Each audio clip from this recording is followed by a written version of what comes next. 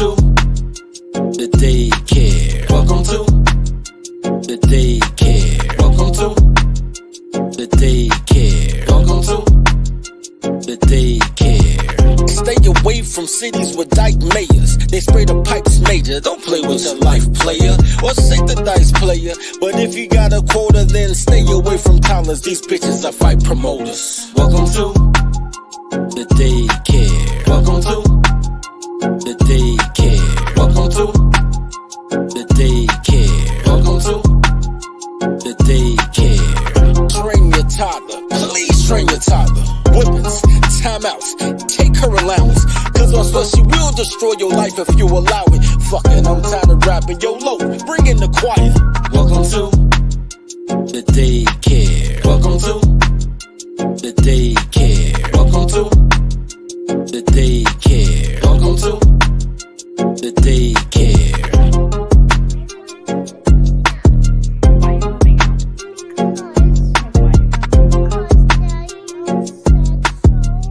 Why did Daddy say so?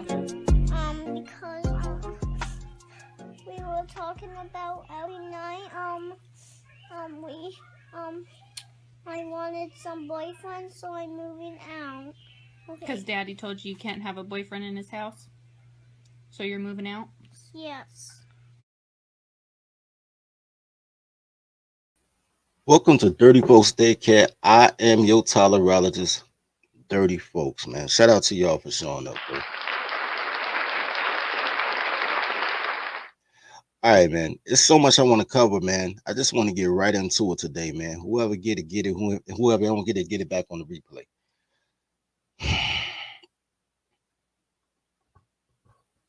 I want to talk about catfishing today. Let's go through this story. Virginia Tech. There we go. Virginia Tech former football player. I ain't even gonna try to pronounce his name. Etute Acquitted. Fans react. A former Virginia Tech student and football player can now breathe the most enormous sigh of relief. I'm gonna call him Heisman. That's what it looked like. Anyway, Etute had the most horrific year of his life after connecting with whom he believed to be a woman on the dating app Tinder, April of 2021. What followed was a host of sad events, but thankfully, a not guilty verdict was delivered in Etute's case, making him now a free man. In 2021, 18-year-old, I ain't even trying to, thought he met a 21-year-old woman named Angie Renee, posing as an emergency room physician, according to the Roanoke Times. At the time, Etute was a freshman at Virginia Tech, where he also played football as their linebacker. They would reportedly meet on April 10th, when the 18-year-old male received an act of pleasure from his Tinder date at the latter's apartment. However, the follow-up encounter with the two ended in a fatal tragedy. The New York Post offered an account given by Etute by authorities through Assistant Commonwealth Attorney Jason Morgan. According to the report, Etute arrived at the same apartment on May 31st for another potential encounter. However, this time he would be surprised to discover Angie Renee was really a 40-year-old man restaurant employee named Jerry Smith. First of all, shout out to Jerry, yo. Shout out to Jerry Smith for pulling off being a 21-year-old woman and he a whole 40-year-old man. Man, you can't tell me Bath and Body Works don't work, man. I'm a believer now, man. I'm a believer now. It ain't as good as No Show Organic, but it got to be something to it. I'm telling you, man, that makeup is a motherfucker, bro. What followed next was an incident that left Jerry deceased. His body was discovered in an unrecognizable state the next day. Etute was later charged for the incident. He also trickled down to the young football star being suspended from both the Virginia Tech Hokies and the university. His fate was held in the balance by a Virginia judge and jury, and the young man began to feel support from family, friends, and former teammates.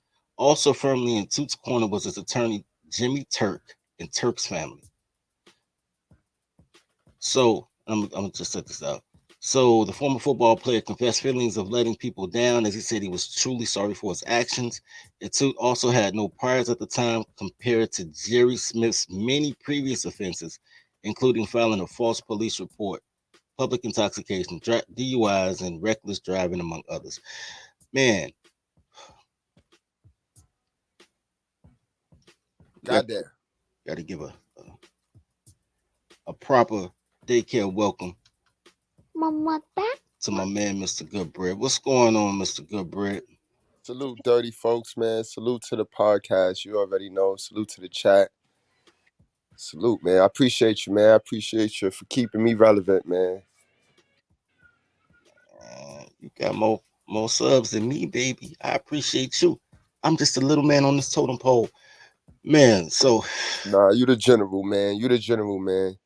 I look to you, man. I draw mad inspiration from everybody or everybody. The righteous fear just lit, man. I just appreciate the fact you got the torch lit right now. Know what I mean? We gonna be back. We gonna be back. oh, no doubt, man. What you thinking about this, bro? This shit is crazy, bro. This just go to show you how, you know me. I blame everything on the hell of a mothers, bro. Hell of a mothers done fucked everything up, bro. They done fucked everything up. They done got these kids not even knowing their identity, wanting to change their identity. How the fuck do this nigga pull that off, though? How do you pull that off? You know what I mean? And when I first heard the story, I'm like, oh yeah, yeah, look, these bitches is perverts. These bitches is perverts. You know what I mean? Because these bitches are perverts. You Oh, know what I mean? But then as I dig deep into the story, this a whole man. Like, this a whole man. hey, look, man. No, I got stories. So I got a story. So once upon a time, actually, I got a few gay stories. I got two gay stories. One was me. One was my boy Eric that was going against Eric, which is hilarious. Um, all I'm gonna say, bro, is well, I ain't had no gay encounter, but I went in Chicago. For those in Chicago, back in the day, if y'all old enough to remember, there was this arcade called the Treasure Chest or the Treasure Box or something like that. It was right under the Belmont train station. Now, those in Chicago now, y'all know Belmont is the beginning of Boys Town where the gays are. But back then, like I said, it was an arcade. This is where we went as teenagers, you know what I'm saying, to socialize. It wasn't on internet, you know what I'm saying? Right across the street from it was a club called oh shit, Berlin, Club Berlin, right? So me being a young hot boy, I see this tall Amazon chick, bro. I love tall chicks. But I see him from the back. It's two chicks. I see him from the back. So I'm walking fast. You know, you walk fast to catch up. Like, damn, nice ass. I'm trying to woo woo. As soon as I get close to him, I see the Adam's apple sticking out like a power fist, man. I was like, that's a dude. And dude looked at him like, hey, you cute. And I just kept walking. But I say that to say, if you drunk, I could see how you can get catfished. Like, I don't know what Shorty position was, but I could see that. I could see how it could happen, especially if he just got hit and dude that never take his clothes off.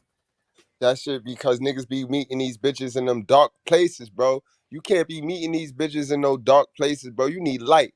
You gotta shine the light, bro. Bitches don't like light and water. Light and water, these new modern bitches and Herculean men, they don't like light and water, bro. So and yo, I had It's hilarious. a I had a I had a crazy Hold on, nigga, that's Gremlins, bro. yo son, yo yo I had my first experience, man, with the rainbow community, man, was back in the days. It had to have been like in nine. This was like 9-7, right? Because remember back in the days, it wasn't so many of them. They was here, but it Right. was like one per. It was one per neighborhood. You give it. It was one per neighborhood. It wasn't they ain't have a whole community, like they you know what I mean, it wasn't a community of these motherfuckers, so they had one per neighborhood. So I'm all the way for my Harlem niggas and for my New York City brothers. Y'all know where the Beacon is at in Harlem, Wagner Projects. So I'm in the Beacon.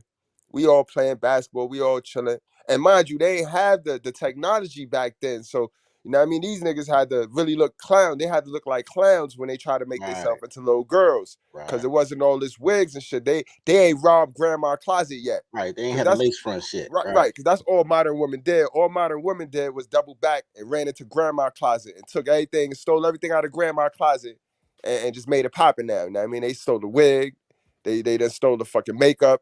You know what I mean? That you see how they is, B. You got young women walking with that fucking church hat in the church and shit, looking crazy. But in any event, so we all chilling and we vibing. And this how I know these niggas is weird because they turn themselves into transformers for attention. Then when you give them attention, even if it's negative or positive, they get mad. So we all chilling, we vibing, we about to leave. Yo, I got a quick question, bro. Yeah, Is the Beacon like a project? Is it like the project? yeah. It's like a center. It's the center inside of the projects. The Wagner is the projects. I remember Biggie talking about like I did. Whoa, is you creeping or speaking? He told me C Rock just got hit up at the Beacon. That's what I was thinking about. I was like, damn. All right, I thought it was project. All right, it is project. All right, shout out to Big. Shout out to Big, yo. Shout out to Big. But word, so that shit's crazy, son. So we about to leave and shit. So they always around some bitches. They always around the bitches. So we all playing, we laughing. So one of my niggas says something to the niggas like some slurred them and shit. The nigga choose me out of everybody to want to get crazy with and fight, bro. The nigga fucked me up, bro. I ain't even gonna hold you dirty. The first fight I ever lost in my life. Happens. So that's my only experience with them niggas. That's why I don't talk about them. I don't mention them. I don't bring them up. Like, stay away from me. Leave me alone. You know what I mean? It's like with them. But this is some bullshit right here, bro. How the fuck you do that, bro? He deserved it. He deserved to die, bro. He deserved to die. And that's what Biggie said too. Somebody has to die. That's what somebody word. Word. You know what, bro? So well, I won my fight with the gay dude that tried to hit on me. But here's my second story about the gay dude. And this is how this happens, right? There's something about 4-year-old girls, 40-year-old women, and gay men that they want to break a buck. Right? I need y'all to understand that. 4-year-old girls, 40-year-old women, and gay men want to break a buck. This is what I mean. If y'all really were honest with yourselves, as much as girls call y'all predators, it's a 4-year-old girl when you were 4 that says, show me yours, I'll show you mine. 4-year girls have always been sexualized by their hell of a mothers. It wasn't by their dads. You feel what I'm saying? Facts.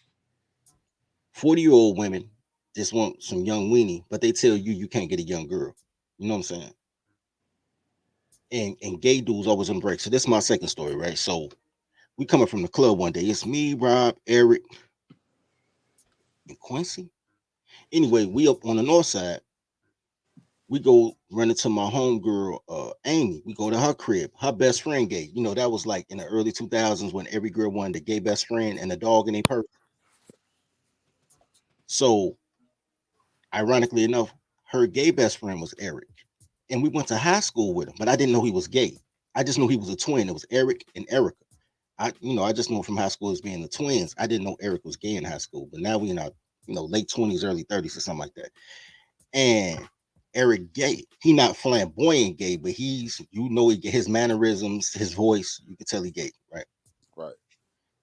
And, everybody in there and chilling and drinking, and we ordered a pizza and we all in Amy crib just chilling. And Eric thought that my man was drunk. My man wasn't drunk. He was just tired. And Eric kind of came to E. Well, name also Eric, but we call him E. Eric came to E, said some slick shit, and then E was like, nigga, this, line no back, motherfucker. But here I'll tell you what the conversation was. The conversation came down to gay men saying that they don't like, I'm gonna say it's the F word. I don't want to get flagged. I cuss enough already. Right. You know what I'm saying? But it's like, because gay people be like, I don't like, gags, right? And we like, how was that when you was like, nah, I'm just gay. I don't like them, them other guys. Like, I only like straight men. So we like, how do you only like straight men? Because if straight men do something with you, he ain't straight. Right? These are the days before I realized nothing they say with clothes on matters. I don't want to see a gay dude with Facts. clothes on. The same mentality. They got the same They got the same mentality. mentality though. Many versions of their mother. You Many know what I'm saying? versions of their hell of a mother, yo. It's the same mentality. I ain't trying to see him naked, but I'm just saying nothing they say with Facts. clothes They on. got the same mentality. Same mentality. Like, how does that make sense? Like, so their whole thing is they didn't call it catfishing though. They was just like they like straight men and they like thugs because, of course, just like their mama, right? Right. So they looking for the hardest. At that time, we talking shit, bro. Was we in the 90s or the 2000s? Because they had some. It's like it's gay, but it's thug. Like everybody. No, yo, bro. Yes, I saw that. That was a UPN9 special. It came out in like 2001. It was on UPN9, bro. It was called Bolo. I'm gonna say Bolo. It was Bolo Thugs, and they was in the clubs. They had the gang. Yo, they was looking like Tupacs. There was many Tupac looking. Exactly. That's why I was like, was it the 90s? Because everybody looked like Tupac. They had the bandana. Yeah. You know what I'm talking, bro. And he was like, yo, this why I like them thugs. I'm like, bro, but no. No. They wrote that shit out, bro. They wrote that shit out. That y'all think we just discovered some shit, bro.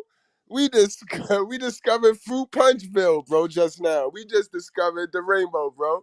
Yo, after they wrote that shit out, after they wrote that UPN9 shit out, shit been weird ever since, bro. These niggas been proud gadgets, bro. Proud. Yeah, bro, like they was doing that. And I'm like, yo, just because that nigga look like Pac, he got a gun. So here's the imaging. And I'm gonna get into this later, but I want to show y'all the imaging because everything is about the image, right? The same way that gay men want a thug man. What you think these toddlers want? A thug bitch. Wow. It's all the same thing, bro. They have a fascination for being the second worst, right? But I'm gonna get into that Niecy thing too in a minute. But I just want to talk about.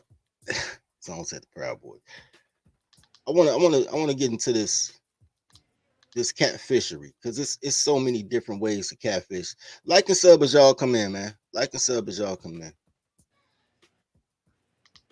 I want to show y'all guys another clip. This is a whole different type of catfishing that y'all never thought was catfishing.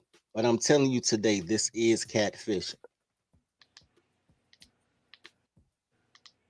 Let's get it. Ladies, if you want to fuck with me and you got kids, I need to do a mandatory meet and greet with your baby daddy. That's right, a mandatory meet and greet with your baby daddy. I don't want to hear we co-parenting. I don't want to hear we cool. I don't want to hear he like my best. I don't want to hear none of that shit. If the nigga's in jail, we can go visit them together. But a meet and greet has to be fucking done. Y'all be having us in all type of fucked up situations. Just because you broke up with him do not mean that nigga done broke up with you.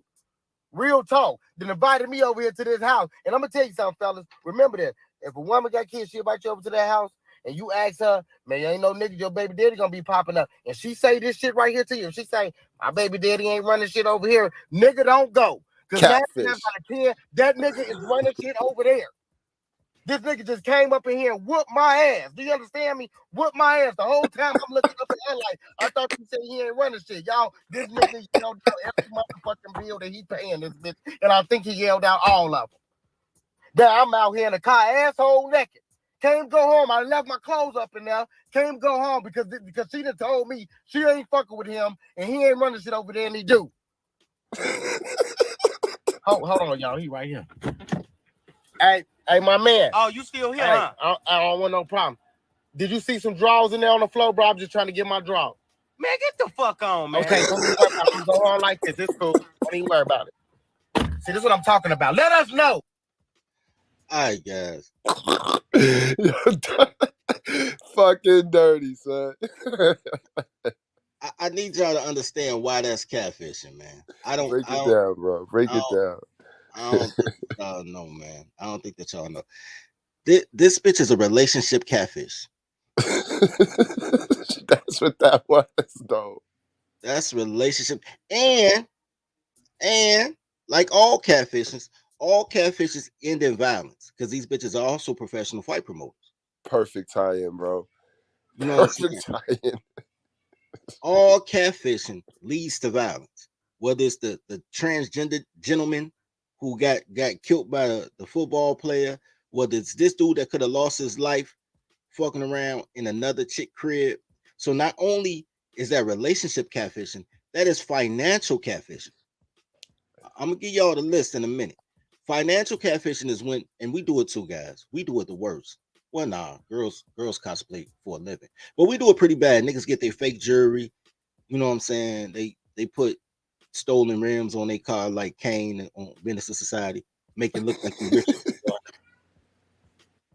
You know, so we do it, but like when niggas do it all the time, like you get your Yo, when we catfish, it's not a detriment. Like right, it's not a detriment to the totality of the situation. You right, know what I mean? Like we lie a lot, but we don't tell the biggest lie. You know what I mean? Like when women do shit, it's like it's gonna come at a cost. It's like somebody's gonna be fucked up behind it. You know what I mean? So when we do that's shit, we might fuck ourselves over, but we don't fuck nobody else over. exactly. Men fuck up they, and this is all through life. Men fuck up they self. Women fuck up communities. Right. Bingo. So you may lie because Uncle Phil went out of town for the weekend, and you tell everybody that's your mansion. You know what I'm saying? You tell a lie that just affects you. Right. Girls will invite you to Uncle Phil's house while Uncle Phil's still there and says her shit. You know what I'm saying? Boss. Boss. Wonder why Phil pulling out the pole on you like, man. That's a fact, though. That's a fact. It's kind of like the paternity shit. Like a bitch will tell you it's not your kid, or it is your kid, knowing damn well it's not, or it is. You a lie and tell her you not fucking the next bitch. You see what I mean? So it's different levels of the shit, man. And so, it's just so happened that women is more destructive, bro. Anything they touch, lay hands on. Let me show you guys something else real quick. I want to show you guys a chart. I wanted to make a pyramid, but I didn't make no pyramid. So get it off the roof. But these are the ways that you get for catfish, right? It's either physical or sexual, right? It's a deception based on your physical appearance or your gender. That's the most common one, right? Hey man, it's went the wrong way. Like, so do it. Bam. So either you get catfish because you think she a fine bitch, and then you see her and realize she got that bulletproof waist trainer on, and you know what I'm saying? She ugly shit. Oh, that's the wrong one. You know what I'm saying? She ugly shit, something like that.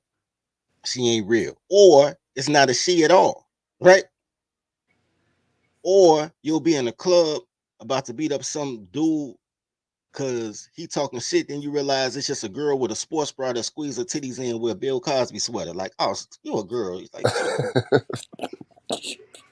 you know what I'm saying? Catfishing physical. That's the most obvious one. Then it's emotional catfishing, right? That's when you prey on a person's feelings to achieve your financial or relationship goals.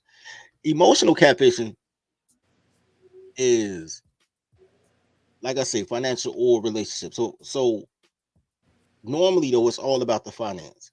So you say that if you homeless, you love that bitch. I don't care who you are, bro. If you homeless, you love this fat booty bitch because you don't want to be in the streets. So you're emotionally manipulating them. But mostly it's like advertising, like these weight loss teas and get rich in 30 days if you do 5 links or something like that, right?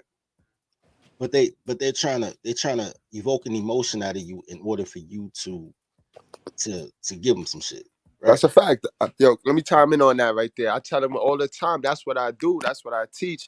I teach the emotional intelligence. That's the EI, guys. See, a lot of people running around here, they bank everything on their IQ.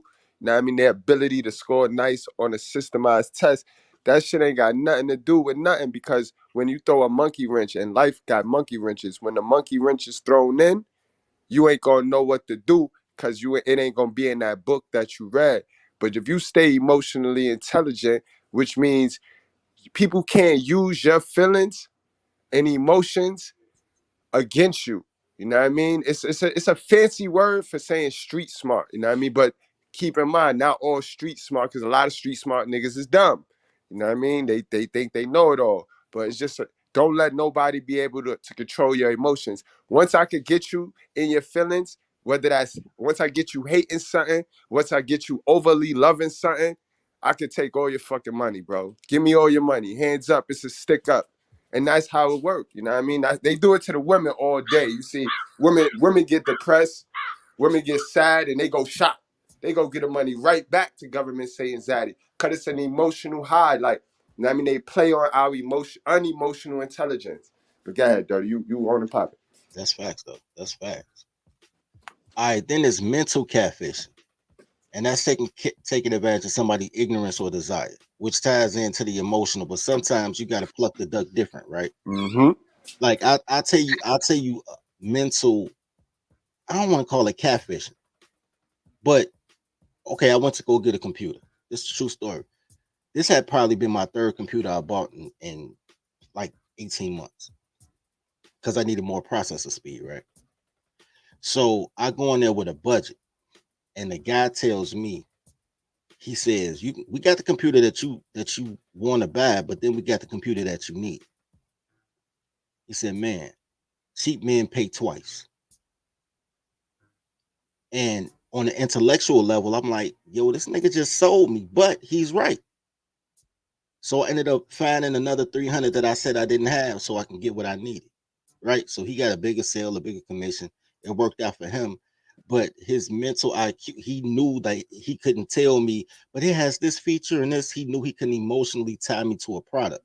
So what he did was he mentally catfished me and said, man, this is better than that. And he might be right. I don't know. Yo, Because I'm no, yo, but yo, we right, yo, Dirty. You know what he did? He went to the next level because he knew you was in tune with your emotions. So he knew mentally he had to give you something that was truthful, and it's the truth. He sold you on a product that, like, put it like this: women and black folks, black people in period, they shop for sales. What is a sale? Sale is items that the people that can afford the shit don't want. You get that? So in actuality, you getting cheaper quality, cheaper products. You're gonna end up buying that shit again. This is why niggas stay poor, because they buy shit and buy shit every fucking year. A dumb bitch buying a new living room set with their income tax money. So you mean every year a bitch gonna take $1,200 to buy a fucking living room set, bro? What happened to the living room set last year? See, if last year she would have spent the 10,000, you know what I mean? Then every fucking year after, she wouldn't have had to spend $1,200 on it. So that he kept it real. He knew he had to keep it real with you on a mental tip. Yo, I'm loving this chart right here though, Dirty. This shit is real. The next one we got here is financial catfishing, right? We talked about that a little bit. The perception of wealth, or two, false promises of exchange to get someone's wealth, right? So this is how financial catfishing works. We already talked about the fake jewelry, shit like that, right? Number two is where it comes down, right? So just to put guys on there, like Craigslist thieves, like somebody told me that they tried to buy something off Craigslist. Who told me that shit? Who said that story? That somebody tried to buy something on Craigslist, and they was my man was like, "Yo, where you at? How much it costs?" And he hit him back, was like, "Man, I ain't gonna lie to you. I'm just in here robbing niggas, bro. Like, but you black." Fucked up.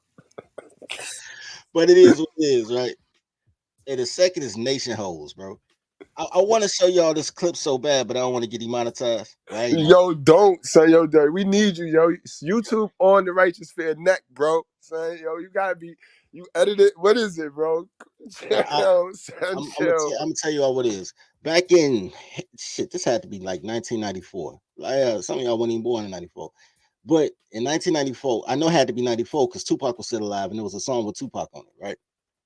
It was a song by E40 called Busted and Disgusted. Y'all can check that out on your own. It's called Busted and Disgusted.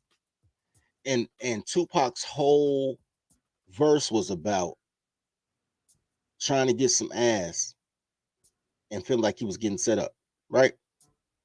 He was like, yo, I keep on calling, but ain't nobody picking up. I think she's stalling. The stupid bitch is trying to set me up. Up off the phone if it's on, and the song get my motherfucking chrome because she want to get it on. It's a war zone. So he was talking about how nation hoes set up ballers. And I've been going through that since the 90s, bro. Like, I won't go over a girl crib anyway, because I always think some niggas gonna hop out the closet and rob, right?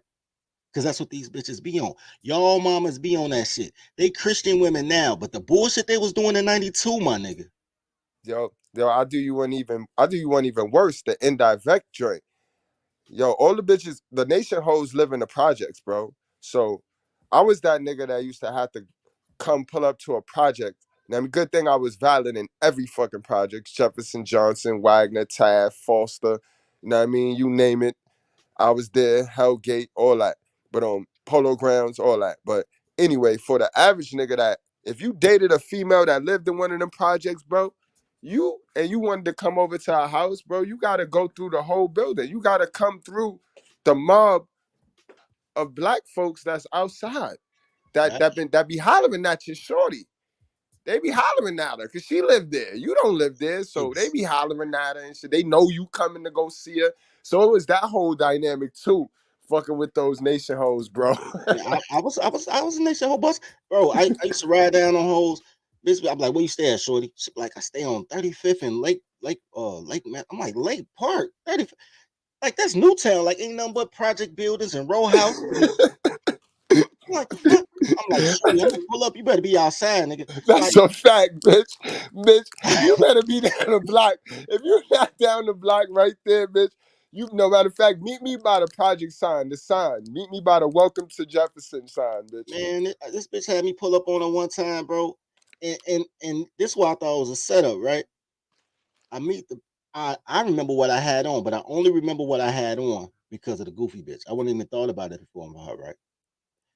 Right. I had on a full Gucci outfit, Gucci jacket, Gucci pants, Gucci Air Force Ones, a little tan Gucci visor, and it was a plain white t-shirt, but I kept the jacket buttoned up, right?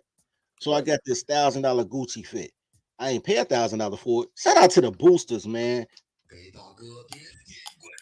Shout out to boosters. I don't know what the fuck happened to boosters. Nobody steal no more. But a booster had a Gucci fit and sold it to me on the street for $80. You know I copped that, right? Mm-hmm. So I'm in the spot, Gucci down, even Gucci ones, Gucci fitted out. And this bitch, she was cute though, but she was like, but I don't even remember the bitch in the club. We leaving out the club.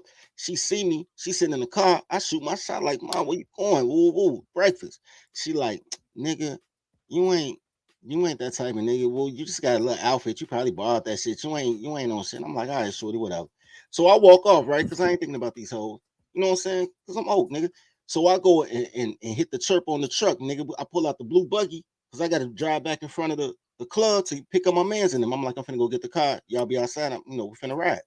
So when I get back to the front, she see me pull up in the buggy. She like, oh shit, you slick all the way around. You a baller. Yeah, take my number. Bitch trying to chase me whatever. I'm like, all right, free pussy, right? You know what I'm saying? But these are the things that I tell you guys. Like, I don't chase bitches. Like, I'm no passport bro. I don't do none of that. Like, you have to put yourself in a position that girls chase you so you can set up your rules of engagement. You know what I mean? That's a fact, bro. That's a fact. That's a So fact. you No, knock to the passport, bros. Know what I mean? Do what you got to do, but you can't run from your own character. Know what I mean? exactly. You can't hide from yourself, man. No matter where you go, there you are. Right? Right. So I was like, all right, free pussy. She give me a number, whatever. I'm like, all right, shorty. We'll go to lunch tomorrow. So I pull up. On the bitch telling me she stay on Lake Park. All right. So now I'm telling this bitch to come outside. She like, I'm almost ready. So now I'm nervous. Ain't nobody outside, ironically enough. On a summer day, ain't nobody outside. But I got my seat all the way back, got all my mirrors set up in such a way so I could see Everything, yo. He took me back, yo. The way you described the story, you could put yourself in it, yo. Yeah, man. You know what I'm saying? So I'm, you know how you get that, and I'm laid all the way back. I'm laying all the way back, and I got the mirrors set in certain ways so I can see all three directions. You know what I'm saying? Uh-huh. The pole on my lap. I'm like, I don't know what the fuck going on. I'm like, I'm gonna go. First of all, though, these are the dangerous positions that niggas put themselves in for pussy. Yes, that's a fact, yo. Worshiping the cooch, bro. So the bitch slide down. She come down with a buddy. Oh God. I was like, the fuck? Her cousin, her brother. Nah, girl. Oh, okay. But she come down with a buddy, and I calls my mans who live in the projects not that far from that projects. I was like, yo, Lil John, want to go to lunch? He's like, nigga, you paying? I'm like, yeah, I'm paying. He was like, hell yeah, nigga, you don't pay for shit. Hell yeah, I'm going. So I go get my mans for her little buddy, and these bitches. Okay, let me explain something to you. She was a passenger seat bitch that lives in the projects who had the nerve to start talking bad about my man's, like, you ain't got no money. You just hang with the nigga with the money. Oh God, oh man, I remember these situations. I remember just being an eardropper, an eavesdropper on conversations just like this, yo. Just because I was just dead, like, yo, Gus, come with us, yo. Oh man. And I'm like, disrespectful bitch. You ain't got no money. So I tell her, I say, man, we finna go to this little spot. So we go to this little Mexican spot. And my man's knows me. Everybody that know me know I'm cheap as shit. I just make it look good, right? So we go to a Mexican spot. I grab like a quesadilla or something. He grabbed like 2 tacos or something like that. These bitches is trying to get the most expensive shit on the menu. It's a cheap ass restaurant, but it's a restaurant. These like bitches act like they never went to a place you could sit down before. Right. So like the most expensive shit you can get at a Mexican restaurant, what, $18 platter or something like that. And it Right. ain't like it's extremely expensive. But nigga, my man food is $5. My food is $5. Who the fuck is you to order more than the motherfucker that's, you know what I'm saying? Yo, son, it used to be like that. Remember back in the days, son. Even when we was in high school, son, you take a bitch to McDonald's, bro, and you know you ordering the number 2. You know you ordering the 2 cheeseburgers with French fries and the soda. You know what I mean? You ain't getting fit. Won't the bitch go order a fish fillet or some old extra shit like the chicken? Yo, man, like, why not? Like, bitch, now you gonna get you a Happy Meal, ho. So, remember, and the whole time the bitch talking shit, the bitch being rude to the waiter, like, ain't never been nowhere ass bitches, man. All these whores is horrible. You know, I remember, because my man know me. Niggas who know me know me. He said she ordered crab legs. Crab. Salute Salute to the chat. So the king of the chat, man. Salute to the chat, gang. So, Word. These lying ass hoes, man. My man look at me, I look at him. He know what it is, right? And they being rude to the waiter the whole time. And the waiter looking at me, the waiter could look in my face. I'm like, man. I could tell he looking at me like, yo, he laughing at me though. You know what I'm saying? Like, he bring out the silverware. They like, we don't use silverware. I don't know what this been. I don't know if you can wash this right. You need to bring me a paper cup and some plastic forks. I'm like, some extra shit, right? Like, wow. Not used to nothing. From the hood. And ain't used to nothing. The way the waiter was looking at me, bro, and when I'm looking at him back, he just started laughing. And when it was over, the bill was like $50. But me and my man's bill was number like $11. Yo. So I tell my man's, I give my man's the truck keys, right? I was like, yo, start the truck. Right. But he know it. My man's know me. He know I give him I don't even tell him to start the truck. I just give him the keys. I was like, I'm finna go pay the bill. And I gave him the keys.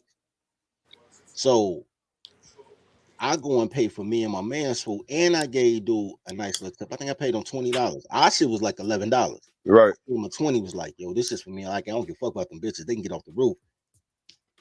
And I was like, all right, shorty, y'all want that to go? So when they was waiting for my man to put this in the little styrofoam shit, me and my man's left them bitches at the spot, B.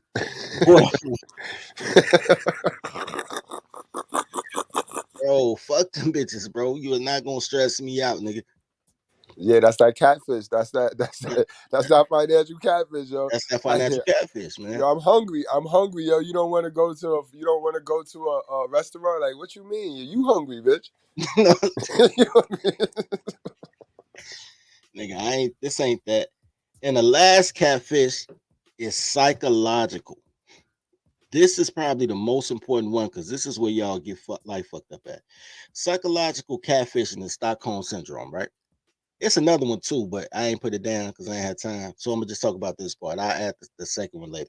But Stockholm syndrome is your cultural beliefs, your racial prejudices, especially against yourself. Let me say this, bro. First of all, these women gazing, I ain't what I want to do. I ain't pushed the whole wrong shit. These women gazing felons, yo, Mama, that they want to be horrible people. You gotta understand that, right? You gotta understand that your mama. This is what these goofy ass bitches did. This is why they don't need a man. What these goofy bitches did was the worst shit they could do for another man, right? These are the nation hoes that put cocaine in their pussy and hop on a Greyhound. You know what I'm saying? Set up ballers for the click, try to get over on niggas, set them up. Mm-hmm. And then they decide one day, we can do bullshit without the man. We're gonna bullshit ourselves, right? Mm-hmm. But girls don't know shit, they just do shit. Mm-hmm. So you can even look at the prostitution game. Prostitution game went from $400 when you had a pimp to $40 while you pimping yourself. Crazy. And you still think you're winning because you ain't got to listen to a man. And Yep. their mother taught them that. Yep. And who taught their mother that? They hell of a grandmother. And all it equal is stupidity. You know what I mean? Nobody was smart enough to teach the shit we know. You know what I mean? Nobody had the time to teach it. So it's just a perpetuate cycle of stupidity and passionate ignorance running around this motherfucker. And you know, everybody in this culture and this fake ass culture is designed and raised to Mama, motherfucking they're raised to hide the lie and pretend and hide the mom's bullshit. Like they hooked everybody on What you call it, us. the cat litter? The cat box. That's what it is, yo. The cat box. They don't want their shit to be exposed. So they hook every male. They hook all the hell of a sons to be digging in the mom's cat litter and hiding her shit. So now the niggas is so programmed to doing that for their moms, they feel bad for women now. This is why they blindly respect women by default, bro. I agree. And that's part of the Stockholm syndrome, right? But that's the last one. You speedballing me, but that's the last one. So I hate these niggas, bro.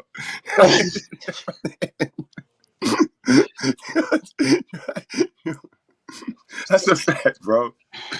I'm about to send you a 50-second clip that I did, that I did for the new channel, yo.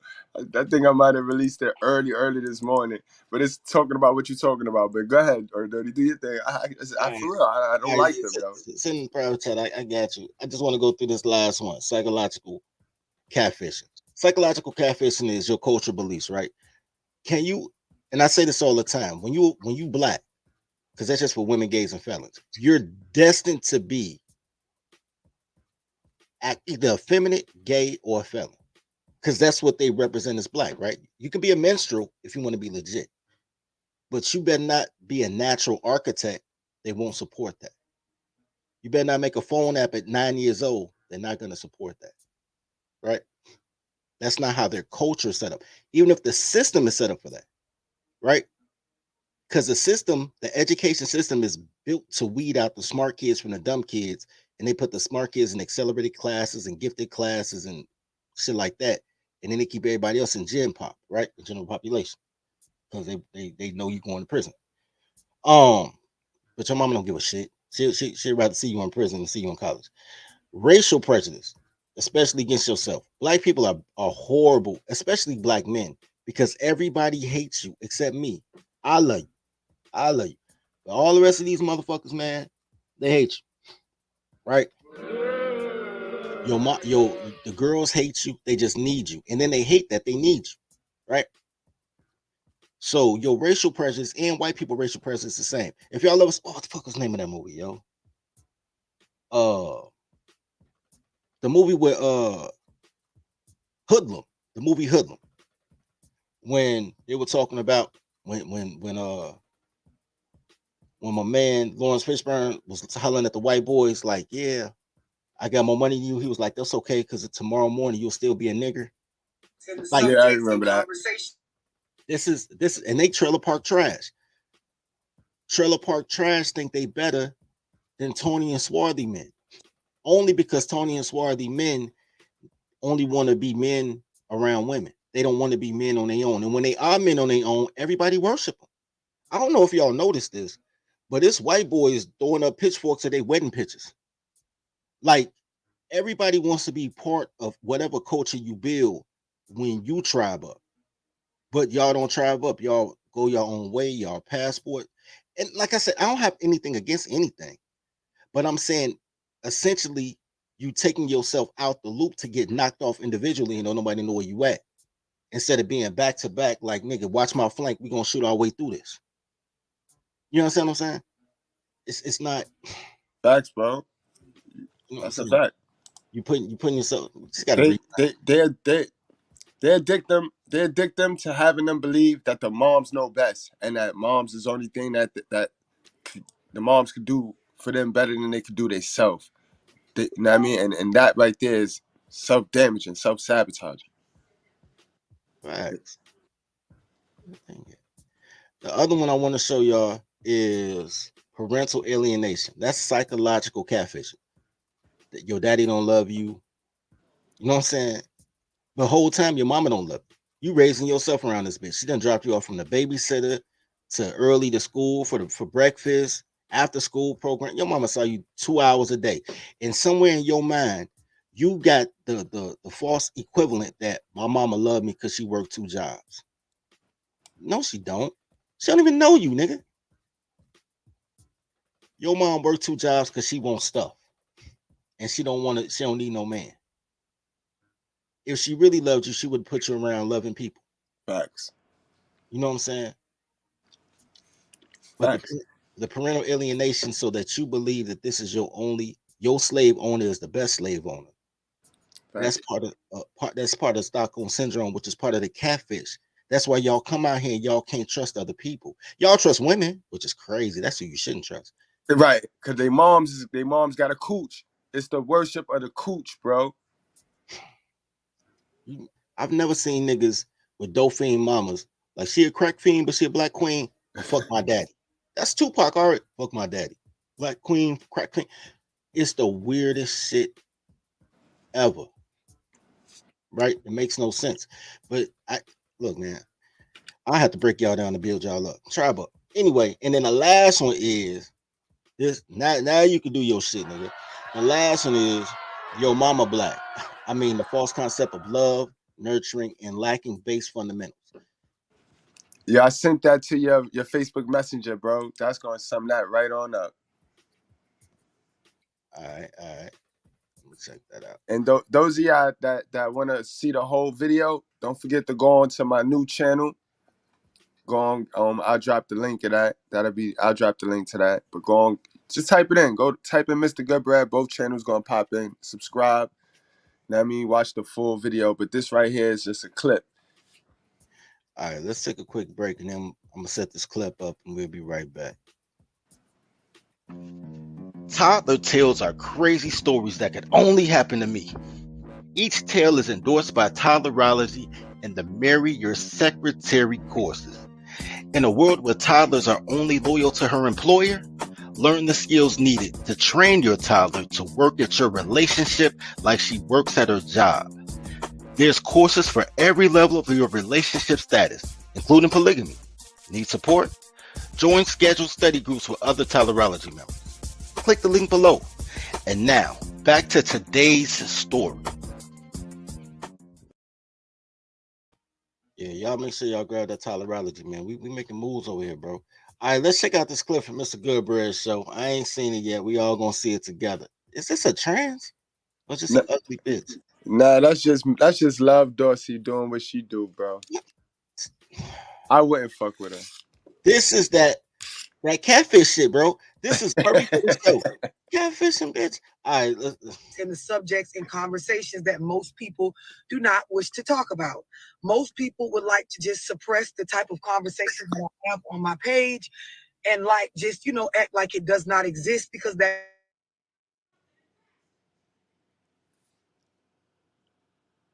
feelings. It's not just my delivery. It hurts your feelings to know that all this time you thought your mother or your father had it figured out and they did not. They raised you in a way that has you conditioned to believe that your habits and the things that you have your mind set on are not going to put you in a position of forward progress. A lot of y'all and I'm speaking. And that's a fact. That's why when I tell you guys, yo, who taught y'all how to be stupid? I try to put it in a funny, deliberate vibe. You know what I mean? But y'all go getting triggered, and it's true. It's true. You know what I mean? But like I said, over here on this channel, I'm gonna just give it to you raw, flat like that. But I'm gonna let the women tell you, and I got my automated bot to tell y'all the information that y'all needed, because I'm gonna just shut my mouth. Because y'all, I'm not gonna give y'all no excuse to not get this information and change your life. It's gonna be on you. Remember, being poor, staying poor is a choice. We not responsible for how we come in this motherfucker, but how we leave out is all on us. You know what I mean? So we not victims. Poverty is a choice. You know what I mean? And you comfortable with it. yeah, that's facts. That is absolute facts. That's a whole fact, bro. From her ears. You know what I mean? You know how dudes like to listen to the bitches, yo. So I done figured that out a long time ago, Dirty.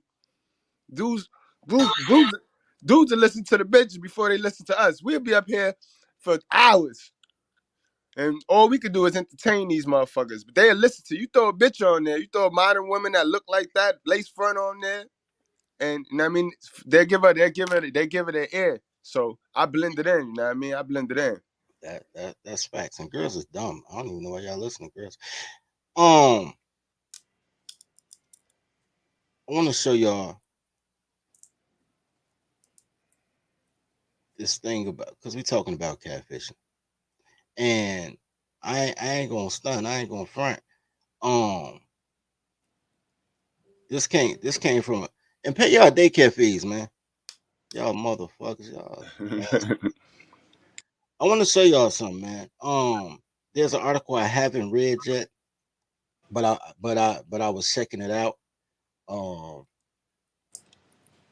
From these goofy ass toddlers, man. You know what I'm saying? I need y'all to understand how dumb these toddlers are, bro.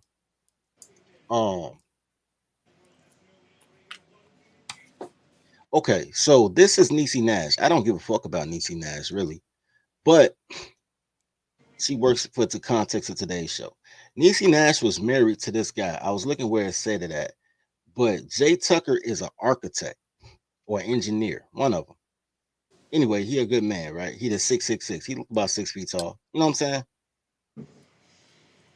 So Nash at 49 years old. This bitch done passed menopause, pussy dry. 49 years old. She files for divorce from a guy who got his shit together, right? Right. Just so she can marry an aspiring singer. You gotta understand that, right? She left a man with his shit together to marry an aspiring singer that looked like a 17-year-old boy, right? And now they flaunting her everywhere. She got hella photos, man. I can show y'all. She got hella photos with this little boy, like bald-headed chick that dresses like a man, right? Because they all want a girl that dressed like a thug. Either they want the thug that got a feminine energy, or they want a chick that dressed like a thug that gives the exact same energy, and then they want her to put a strap on, right? This caught my attention too. Niecy is such a bullshit bitch. This is her son. There is nothing about this son that says strong man. Boy, look like he got Down syndrome. You feel what I'm saying? You know they picking dudes that they can almost guarantee won't hurt them because they've been through a lot. You know what I mean? So they picking simps that don't hurt them. Look, man, she raised a simp and she married a female thug. Your wife shouldn't look more masculine than your son. You feel what I'm saying? Absolutely. And I say all that to say this. These are the chicks that they talk about when they tell you that the marriage rate is dropping because men need to change the dating space. Let me tell you something, bro. There is no way in God's green earth, no matter how much I change the way that I date, right, to be a quote unquote good man, that I could ever be her. I just can't, right? I don't Right. even like the jacket like that. You know what I'm saying? And notice when they got married, look who wearing the suit. And she got a nice lining. But she picked a bitch that want to be a man because she can't take the masculine energy of a man. Right. So when they tell you that you guys aren't doing something right, all they saying is that you being a man. But they right, you're not doing something right. Because right is what? That is hilarious. Everything. I'm gonna cam up for this. Look, guys, to do right is a masculine thing, right? This is what you're not doing right, though. What you're not doing right is tribing up. If you tribe up and you create a culture, 5 or more people, or 3 or more people come together under one ideology, then you're doing something right. As long as they can pick the girls picking you apart, just like y'all picking yourself apart, thinking y'all the only good man, right? So they picking y'all apart so they can be professional fight promoters, right? They'll tell they'll tell good bread, don't fuck with dirty folks. Dirty folks shady, right? They'll tell dirty folks, man, um, I'm rocking with Zilla or somebody like that, right? So man, I'm Yo, a Zilla. dirty folks, let me stop you. Cause it's 2022. These bitches is more creative. They doing shit like, oh yeah, y'all all hot, but he funnier. Or you know what I mean? They gonna stroke the ego and then throw the little stab. It's like a reverse stab. I know exactly what you talking about, but these bitches moving like, oh, dirty funnier than you. You know what I mean? And that's how they'll create that fight promotion between the fellas. So stay woke, fellas. Don't they'll take a compliment. What you think is a compliment, and it's a whole slap in the face to your man. So you got to be careful with that. But that one though, that ain't new either. That is how they set up the fight, right? Right. That's how they set up the fight. Because when here's the thing, if Mr. Goodbread want to cheat with Miss Goodbread, he gonna cheat with a bitch don't nobody know. This bitch ain't gonna be on social media. When a chick want to cheat on you, she gonna fuck your brother. She's always trying to promote the fight Right. because the same time that same slight or compliment that you just said, Mr. Goodbread, that's what she gonna do when she laying in the bed with that nigga, right? Mm-hmm. That's how she created a vibe. That's how you get what was that chick? Damn, what was the name of the video? Remember that video I did about that ugly bitch who had 2 rappers shooting at each other in the street because she don't fuck 2 best friends, and now they ain't talked in 9 years because of this goofy bitch. Right. I forgot the name. There's so many of these dummies. So you always in a perpetual state of goofy bitch. So if you so if you don't stay, I'm just being honest. Just be honest. Just keeping it real. Just keeping it real. So if you guys put yourself in a position in a situation where you believe in love and you believe that women are the arbiters of love, because that's the mistake y'all make. Y'all believe everything good about you. Here's a funny thing about colors. Everything great about most things come from a man, right? Even if it's given to you by a woman, she learned it from a man, right? Give you a perfect example. Ask a girl what her favorite sex position is. It don't matter what she say, but she wouldn't know it if another man didn't show her. Mm-hmm. Everything that she thinks good about her, she got from a man. You understand what I'm saying? So You thinking that women can love. Women can't love. Men love, right? Right. And then they turn around and but you, because you love, you think that she can love you back, so you give her your love. Men provide just because men provide to a point that women think that men are only good for provision. And if they can provide for themselves, they don't need a man. That's how well men provide, right? Everything good about you, a woman will bastardize because they just want to be horrible people. They're just dumb. When you guys come out here and um try to outlove a bitch, bitches ain't got love in the first place. You can't love a victim. It's impossible. It's impossible. It's very damn near impossible, bro. It's impossible to save a ship that's sinking with 1,000 holes in it, bro. You can try. You can try. You can go down with the ship. You're gonna go down with the ship, or you're gonna hop on that life preserver by yourself, and the ship's still gonna sink. Right. And I Save understand. that. Save your energy for the swim, bro. If that's the case, just save your energy for the swim. You're gonna need all your energy to swim ashore. Cause it's gonna sink, bro. Y'all gotta understand too, guys, like until 85% of relationships fail, bro. Marriages, the average marriage lasts 8 years. Why are we wasting time when we could just go get straight down to the get down, build with the bros, have something, so that at least when we try that route, when we do go venture down that, we are dominant in our approach. You know what I mean? That's what we gotta do, guys. You know what I That's mean? it. Knowledge is the new wealth. And chicks not knowledgeable enough to share that with you, bro. They don't have it to share. It's Right. girls don't know shit. They just do shit. Think about how many girls you know that only got a job because the answers are in the back of the book. Girls don't know shit. That's a fact.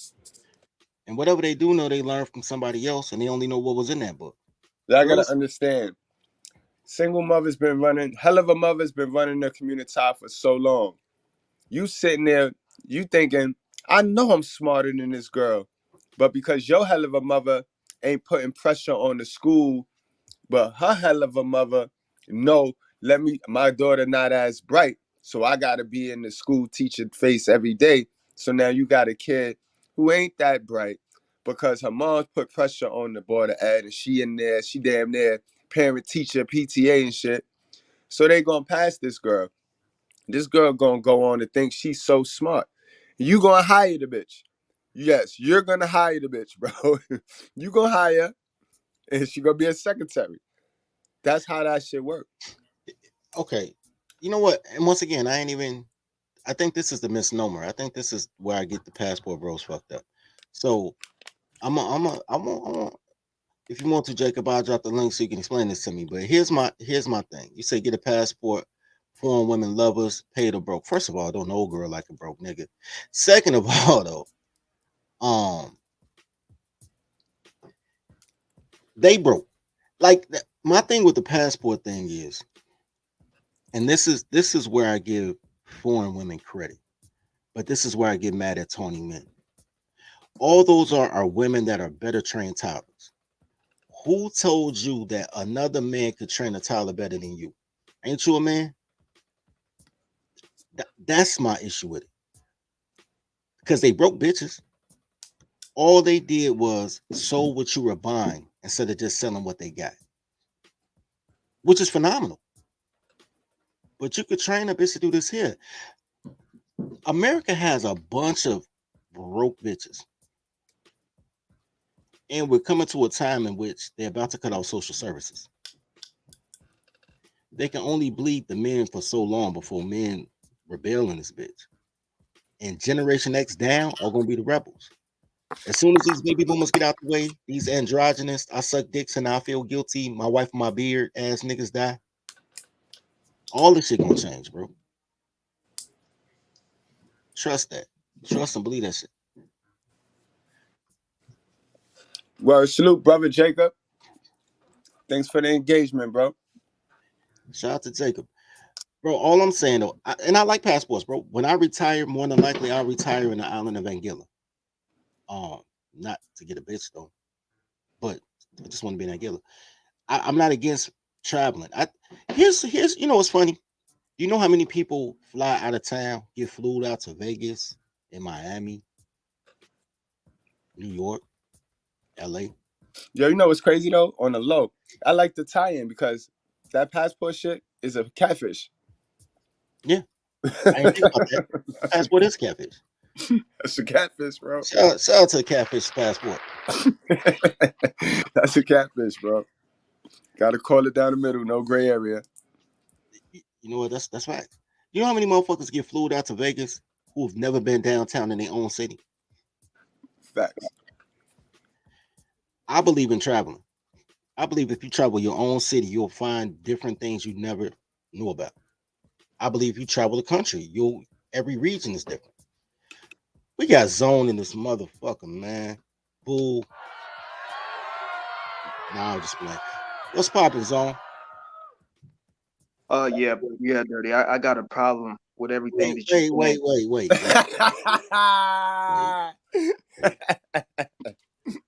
Nigga. He muted him? Yo, what the fuck going on? I ain't mute him. Why is your face? Zone is retarded, man.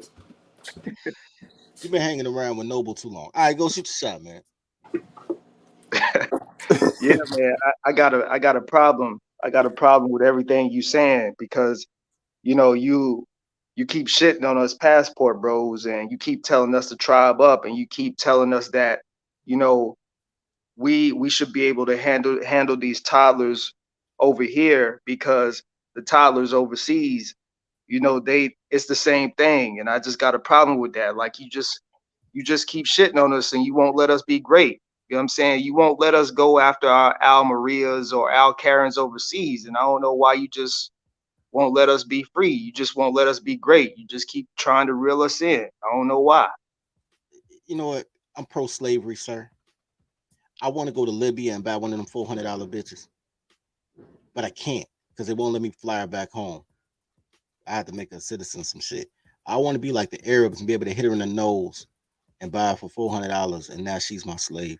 However, that's when I realized that every girl wants to be a slave. First of all, fuck you, Zone.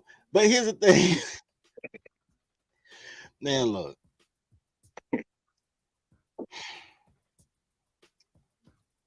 Every space is a strange space, right? So I got real life friends, right? Real life friends who've been telling me stay off social media, right? Right. Initially I had friends like, yo, because I went through like 17 abortions in like 2 years fucking around on Facebook, right? I was just pussy, nigga. But it wasn't even me getting pussy. It was my dad said he wanted a grandkid, so I was trying to look out for pops. But every time I tell when I crack jokes and be like, yo, all you gotta do is tell a girl you want the baby to have your last name, she'll get an abortion on her. That's just real, bro. Because they want the baby, but they don't want the baby to have a father. That's just what it is. That's what it is. So I had guys telling me, man, bro, stay off social media. Like that shit ain't real. And they were right. But I'm like, yo, bro, I've been in these streets getting pussy so long, nigga. This shit is free, nigga. I just send an inbox and pussy get delivered. This like Grubhub, nigga. And they laughing like, yo, bro, chill, like wildin'. Because I was one of the greats. As far as that you got that one guy that got that mouthpiece that you want to be with you because everybody finna fuck. That's me. That's why the tolerology thing is so serious, but I don't really enforce it because I'm like, if you can get past the tolerology to the tribe up part, I'll make sure you get some pussy. I've been getting niggas pussy since I was a teenager. And see, there you go. There you go, Dirty. That's exactly what I'm talking about. Because what we can do as passport bros, you see, we can tribe up overseas though. You get what I'm saying? Since you want the little slaves and everything, we could just go to Libya, you know what I'm saying, when we passing through, when we about to go to Switzerland or something like that. And then, you know what I'm saying, we can work out a trade agreement or something with the tribe on the domestic soil. You feel me? You know what I'm saying? I just, you know, you just keep harping on us, and you just, you know, $40 just go a long way in Colombia and the Dominican Republic and, you know, all them other little shithole countries. You know what I'm saying? Like that's, you know, I just want you to let us be great. Okay, I'm gonna let y'all be great. Y'all can get out as many prostitutes as y'all want, man. Shout out to prostitute pimping. You know what I'm saying? Like some of us, you know what I'm saying? Some of us, we just ain't disciplined enough to discipline these women and discipline these toddlers. Some of us, you know what I'm saying? We just ain't built like that. You know, so we just, you know what I mean? We just want to take the easy way out. You know what I'm saying? And hey, just what it is, what it is. I wish D was here. I got my little mentee D, right? I wish he was on a live. He sleep though, probably. He in Japan right now, right? So he listened to me talk about I'm smashing for 2 tacos, right? So he go out there and he try it because he's a tolerology disciple. Like, so over there though, in Japan, it's sushi. They got $1 sushi. So he like, yo, I get a girl 2 pieces of sushi and she busting down. I said, well, sushi tacos is the equivalent, right? So then he went to the Philippines and they had something called balu. I had never heard of balu. Apparently, balu is a duck egg that they boiled in season. They sell them with little street cart vendors for like 80 cents, right? He down there giving bitches 2 balus, busting down, right?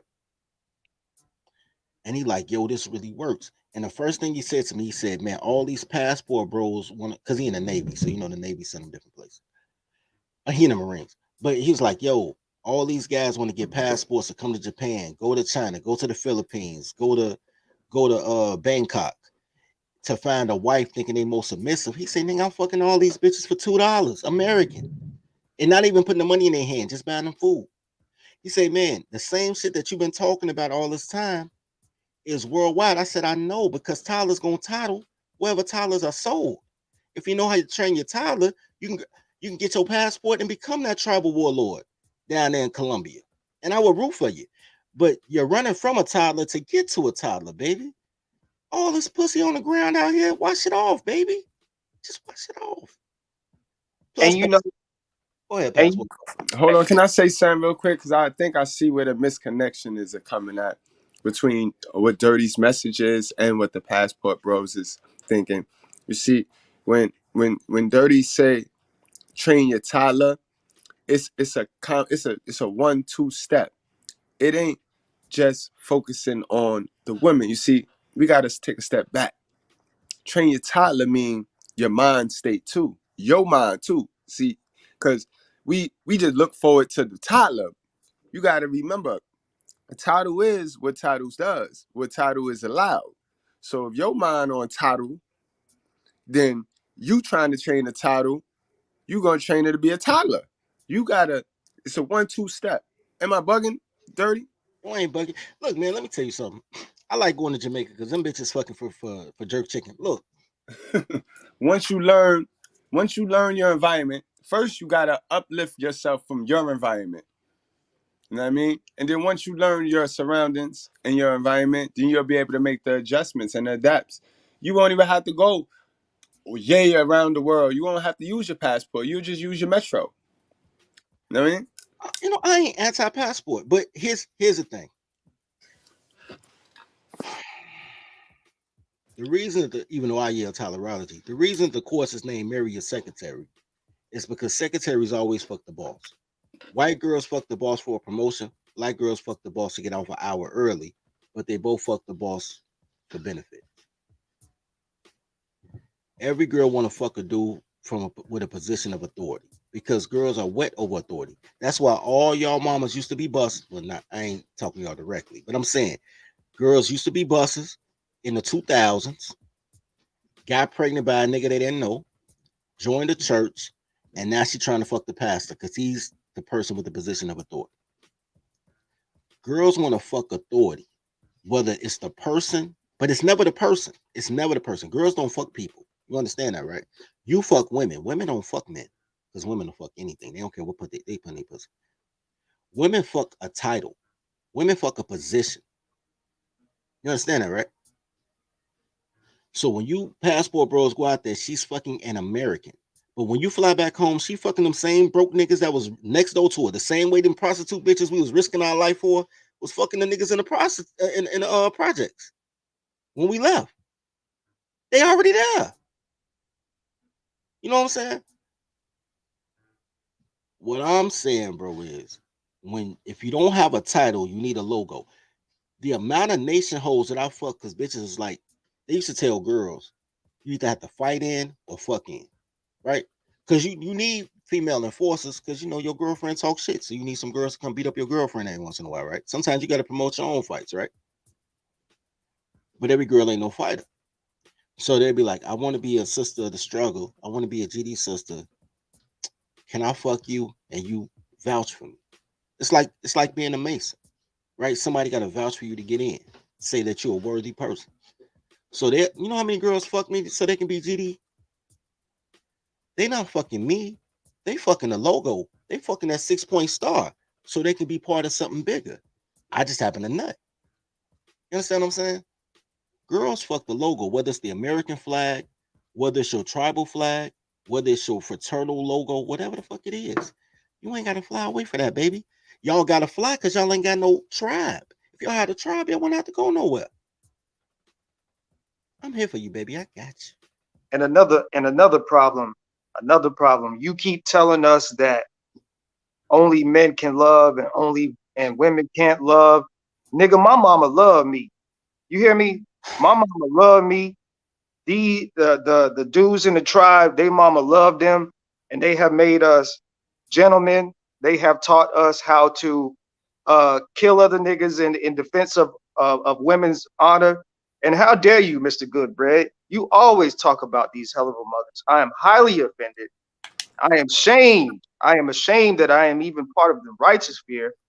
You allowed me to get sucked into your hell of a mother madness, and now you have caused me to turn my back on my mother, and I must go apologize because no woman will love me more than my mother.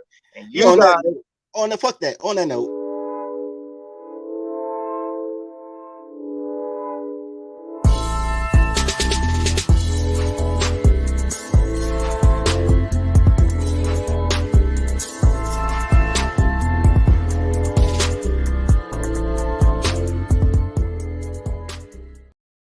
I know Zone about to say some clip worthy stuff. So make sure y'all send me y'all 1-minute clips. Zone about to be on some bullshit. But I'm gonna let you rock, bro. Before you do though, I want to give a shout out to Nick for the $5 daycare, $5 cash out for the daycare fees. Shout out to Mr. Dale for the $5 cash app. And Excel for the $5 cash app, and for being an awesome moderator. All right, Zone, this your show, nigga. I'm on mute. Teach me, sir. yes, I yes, don't know, infidel. yes, I am just so appalled because day after day, week after week, you guys get on here and you tell us that we need to tribe up. You tell us that we need to take our toddlerology. You tell us that we need to learn how to train these toddlers, along with Mr. Goodbread, who constantly gets up here. And by the way, I'm glad your channel is suspended, mister. It serves you right. Serves you right. You get up here and you disrespect these women. You get up here and you make fun of these single hard-working mothers who work 80 hours a week, and they take the child support and they spend it on Ray Ray and Pookie. And then they turn around and they need some shoes. And when they can't get the money for the shoes, oh, now you want to call the father a deadbeat. But yet it's all the single hell of a mother's fault. So I just wanted to let you know that I'm not going to allow you to sit here and talk bad about my chocolate caramel queens. They are the goddess of the earth. And you know what? And Dirty, you know what? Your channel is next, sir. Your channel is next. Your channel is next. Oh, yeah. You thought Mr. Palmer and Mr. Goodbread was the tip? We're coming for you, sir. We're coming. So, yeah. So go ahead and tribe up for with your brothers. Go ahead and tribe up with your brothers because you're gonna need that protection, bro. I just want to let you know that. You know, from a passport bro to a tribe up bro. I don't know how we're gonna make this work, but you know, like I said, when we go to Switzerland, we can work out some type of trade or something like that. You know, come to some type of business arrangement. But yeah, I just want to put you guys on Front Street. Just want to put you guys on Front Street. But thank you for letting me on the panel. Thank you Wait, for hold letting on, me hold on. Before you go, I just got a couple of questions because I never really ever understood the like. I'm not fond of the passport. Like I really don't talk about this on my channel, right? So, who are you guys leader? Like who are you guys leader? Like who created it? Like who put the wheel in motion? Who put the wheel in motion on this? You know, like Coach Greg Anthony, Greg Adams. He told us son, husband. He put that in motion. So like, who put the passport thing in motion? Well, first of all, bro, you guys in the righteous sphere and the manosphere, and this with this tribe up thing, you guys keep trying to tell us that we need to have a leader because men have leaders. Well, first of all, we don't have a leaders. We're we're individual thinkers. We lead ourselves. We're not like the rest of you guys. We lead ourselves. Nobody, you know, in fact, you know, we didn't have to have a passport to come to this country. You know, the passport is just a made up term. Hell, I'm not even black, but you guys want to sit here and say that I'm black, but you know, I don't know where it came from. You know, you guys just make up all kind of things. You know, But no, who made it up? Who coined? This their leader, yo. This their leader. Hey, hold That's on. him. Yeah, hold on. I want to give a shout out to his name is Austin Hollerman. I want to give a shout out to him, man, because I made a video about it, his passport thing yesterday, man, and he actually sold to the channel, man. Shout out to him, bro. That's Shout what's out up. to him. But he y'all leader though, because he's the new face of the passport bros. I haven't seen him on everybody on Melanie King. I done seen this man on Fresh. I done seen him on a bunch of shit telling dudes to get passports. So he y'all if he not y'all leader, he y'all brand ambassador. So shout out to y'all brand ambassador, man. The passport bros brand ambassador. All right, cool. So Zone, so that's your leader right there. So now, so now you took me to your leader. Cool. So now, what country? What say? Suppose I wanted to become a passport bro, right? What countries should I really be looking into, and what countries are the guys really going to? Because I seen you. They just put me on to, you know who O'Shea Duke Jackson is? oh yeah, I know who O'Shea is. They put Absolutely. me, they said he's a passport bro, and they was telling me that I mean, he gets bitches. And then they showed me the type of bitches that he get. And those bitches, the hair was nappy. I mean, like, can we do something with their hair? Like, or is that just a country that he went to? Maybe that's why I asked you, what's the top 3 countries should we be looking into going? Well, first of all, just because some light-skinned Michael Ealy lookalike gets on YouTube and talks about passport and going to different countries all day, first of all, dirty folks, that does not make him our leader. So I don't know what Did you you guys are call him talking Michael about. Ealy? Oh, that's it. I don't know what you guys are talking about. You know, that's the thing with you guys. You guys are so quick to try to make people your leader just because they make about 10 or 15 YouTube videos and put them up a day and they get their streams up and then they become this thing that they're really not. But Mr. Goodbread, to answer your question, the countries that we typically go to is Colombia, the Dominican Republic, and possibly France, you know, because out there, you know, feminism is very strong and, you know, and we like to do what the women tell us to do, you know, because we don't want to put in any work to train these toddlers. So I would say those 3 countries. I don't know about everybody else. You know, Tola in the chat says Thailand. You know, maybe that might be a Tola thing. I don't really know. You know, Linglings are, you know, kind of just, you know, in and out. But yeah. Okay, so now, are you aware that the first 2 on your list, they are high-ranking STD countries? Like they rank high. Like You go get it. First of all, Mr. Goodbread, don't give me that STD nonsense with all your Brooklyn black queens and all of your Alwater Melanesia queens in the Bronx passing out STDs like oxygen. Don't try to give me that nonsense, bro. We're not having it. Yeah, I mean, you know, they went overseas to get that. That's when they got flown out. That you know, they bring it back. They bring it back over here. You know where they get it from? They get it from Pookie and Ray Ray, sir. Did Pookie and Ray Ray go out there? Because you know it's a couple of Pookie and Ray Rays with the passport now. So be careful.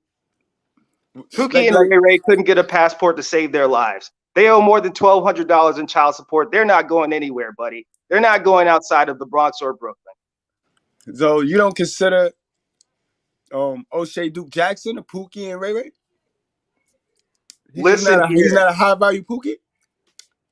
Mr. Goodbread, you have no authority to speak on O'Shea Duke Jackson. Do you understand me? He's on a completely different level. You know, you guys are going to just continue to talk about the man because he's such a success.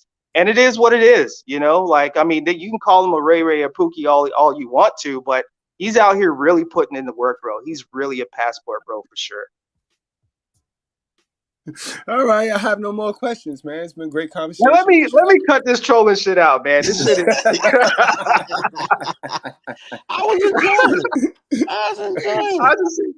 I had to come on here and troll you guys right quick before I get up out of here and go take my little one to gymnastics. But I felt that energy. I just had to do it this morning. I enjoyed it. You know what though? I enjoyed it, man. I enjoyed that, man. That was funny. I learned some shit, man. I didn't know. Crazy. Look, man. Here's it. They're okay. Dirty. Nah, man, because I got to go back to my chart now, man. I got to go back to my chart. All right. Bro, he did try to catfish us on all levels there. Yeah. He tried to sell us. He tried to sell us on a shit sandwich, yo. Yeah, he catfished us on the false promises, yo. Look. Fucking catfisher. Look. Look, guys. Look. There's 3 type of passport bros, right? 3 type. Well, maybe 4. Might be 4. There's the dudes who get a passport because they don't know how to vet women. So they're hoping that a better man can vet a woman for them, even though they end up with prostitutes. But who am I, right?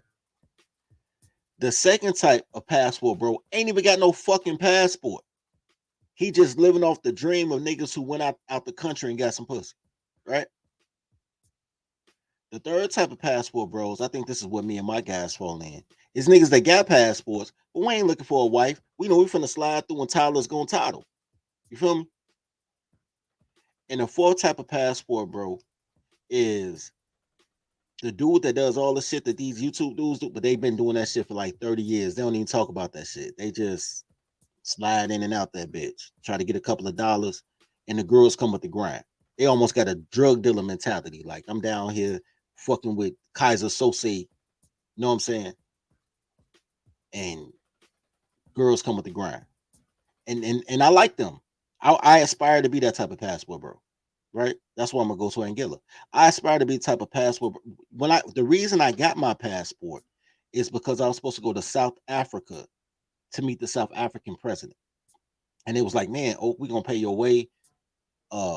We got to meet him. We want you there for the mouthpiece. You got a passport? I was like, let me get one.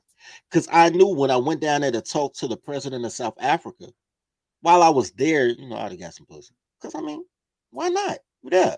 But that's not my intent to go. Right. My intent was to lock down a small town. And while I'm there, maybe make a single mother.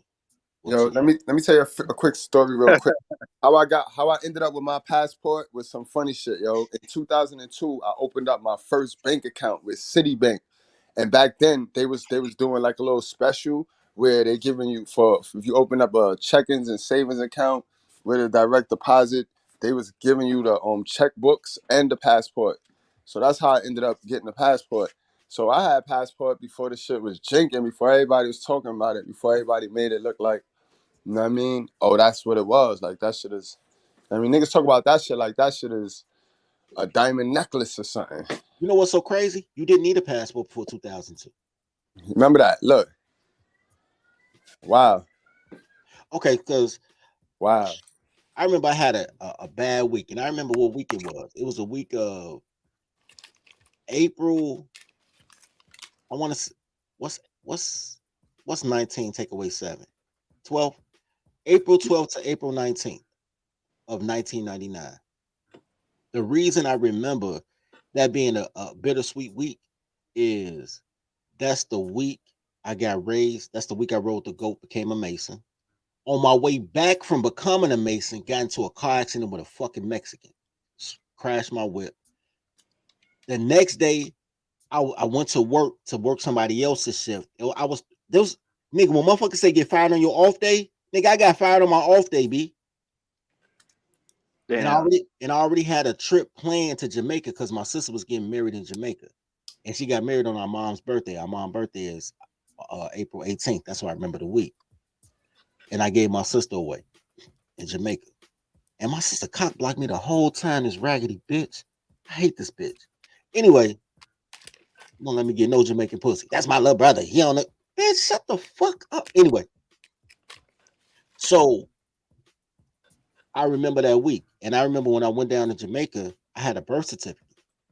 Because they just wanted to make sure, you can get back home. You used to be able to travel the world with a birth certificate. You ain't need a passport. The passport just so you can get stamps and go to certain countries. But like countries in the Frances and Britons and Jamaica, you ain't need that shit. Right. Then they hit the Twin Towers. Then the Patriot Act came. And then all of a sudden you need a passport. Oh, that makes sense, bro. That makes sense. I know it wasn't bugging, but hey, they threw me that shit. Yeah, 2002. They was trying to get motherfuckers in the Matrix. Okay, so they threw me that shit. Word, all right. You ain't have to buy that shit. They threw that shit to you? They threw that shit. It was a part of a Citibank tussle. Like, you know what I mean, just for having a bank account with Citibank, they threw your passport, checkbooks, and you know what I mean, and all that. I was lit. Yep. And that's the same passport I got to this day. Charged me $1.25. I got both of them though. I got the domestic and the foreign. Because it's 2 passports. You got the passport book, then you got a passport ID. Oh, I got the book. I got the book too, but I got both of them. So you use the ID to go on the Western Hemisphere, like the Caribbean islands, South America. That's what these niggas getting. They getting the ID shit. And then you got the book. The book is to go to Europe, and so I got both of them because I had to go to South Africa. So you know what I'm saying? Motherfuckers just be out. And when the shit happened, I had a whole passport in another name, and then I had a whole situation. Let me tell you something, bro. Let me tell you why I'm a legit dude.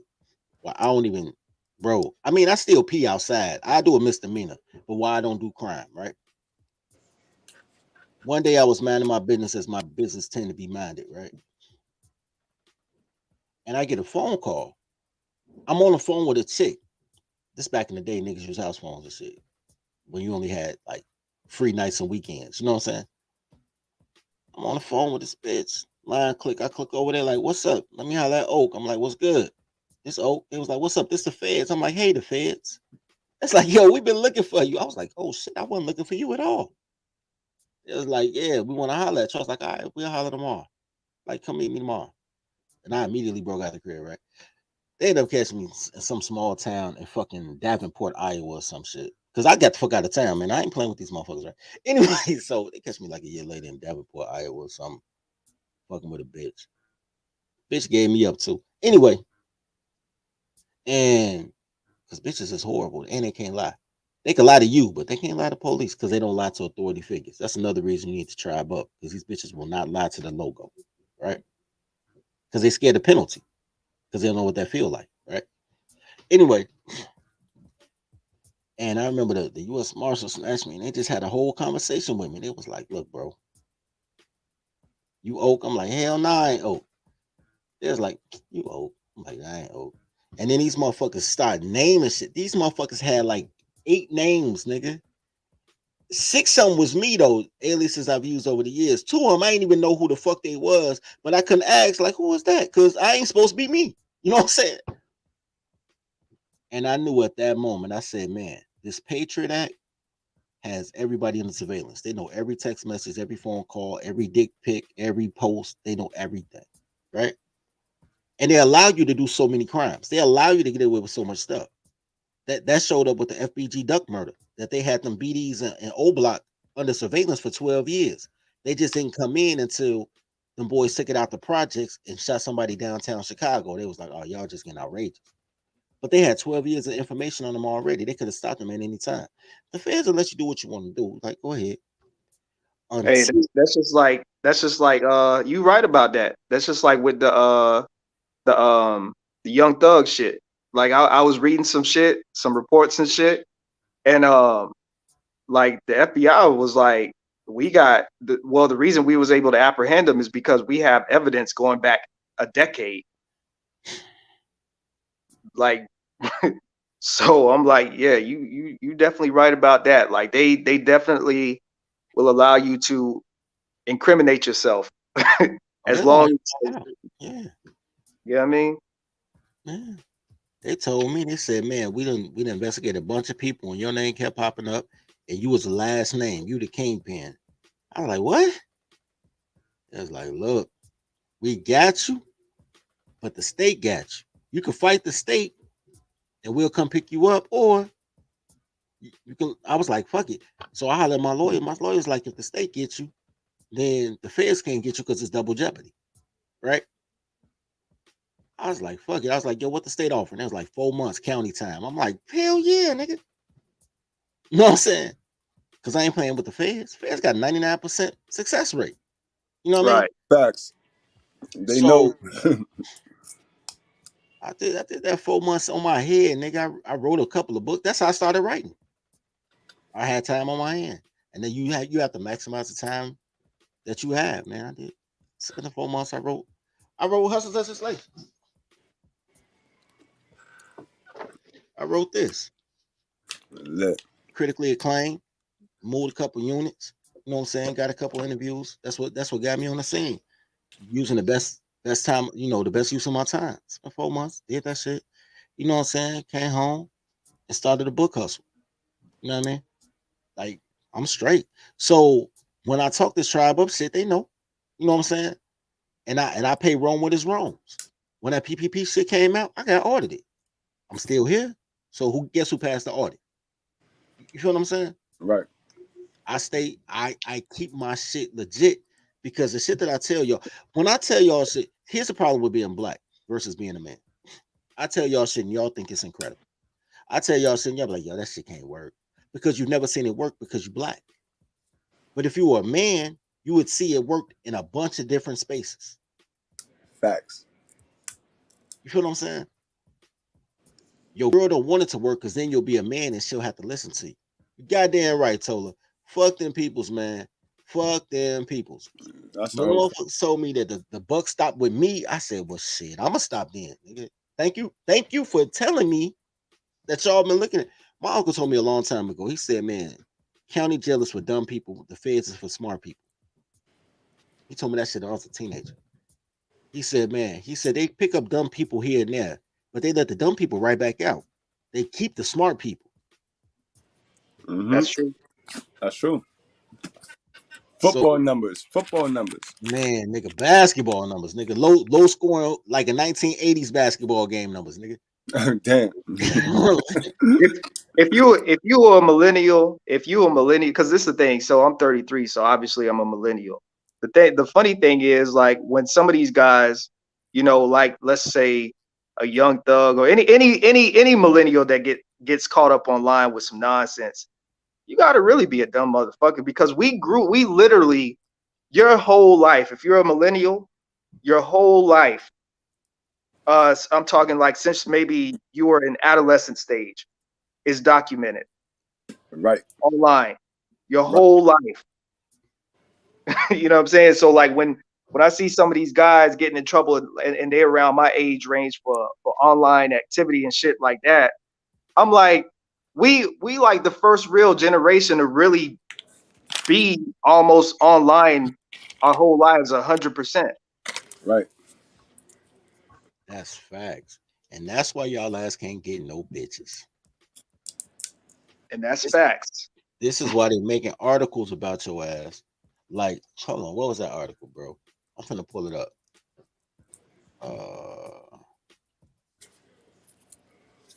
Psychology Today.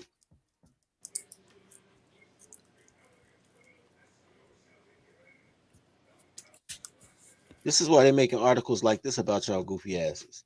The rise of lonely single men. Dating apps in a drastically changing relationship landscape. Let me tell you something. Don't let them reverse psychology on it.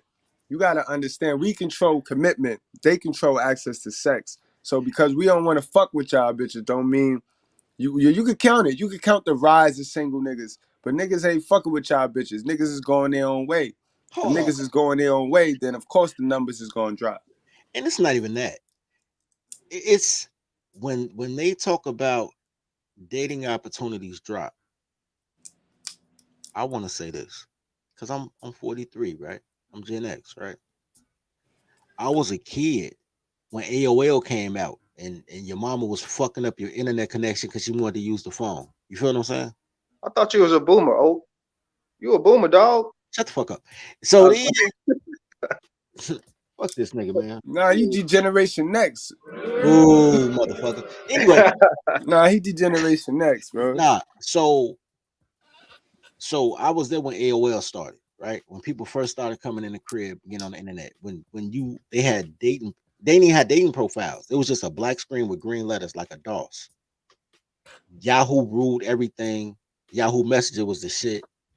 I remember those days, right? But niggas still went outside, right?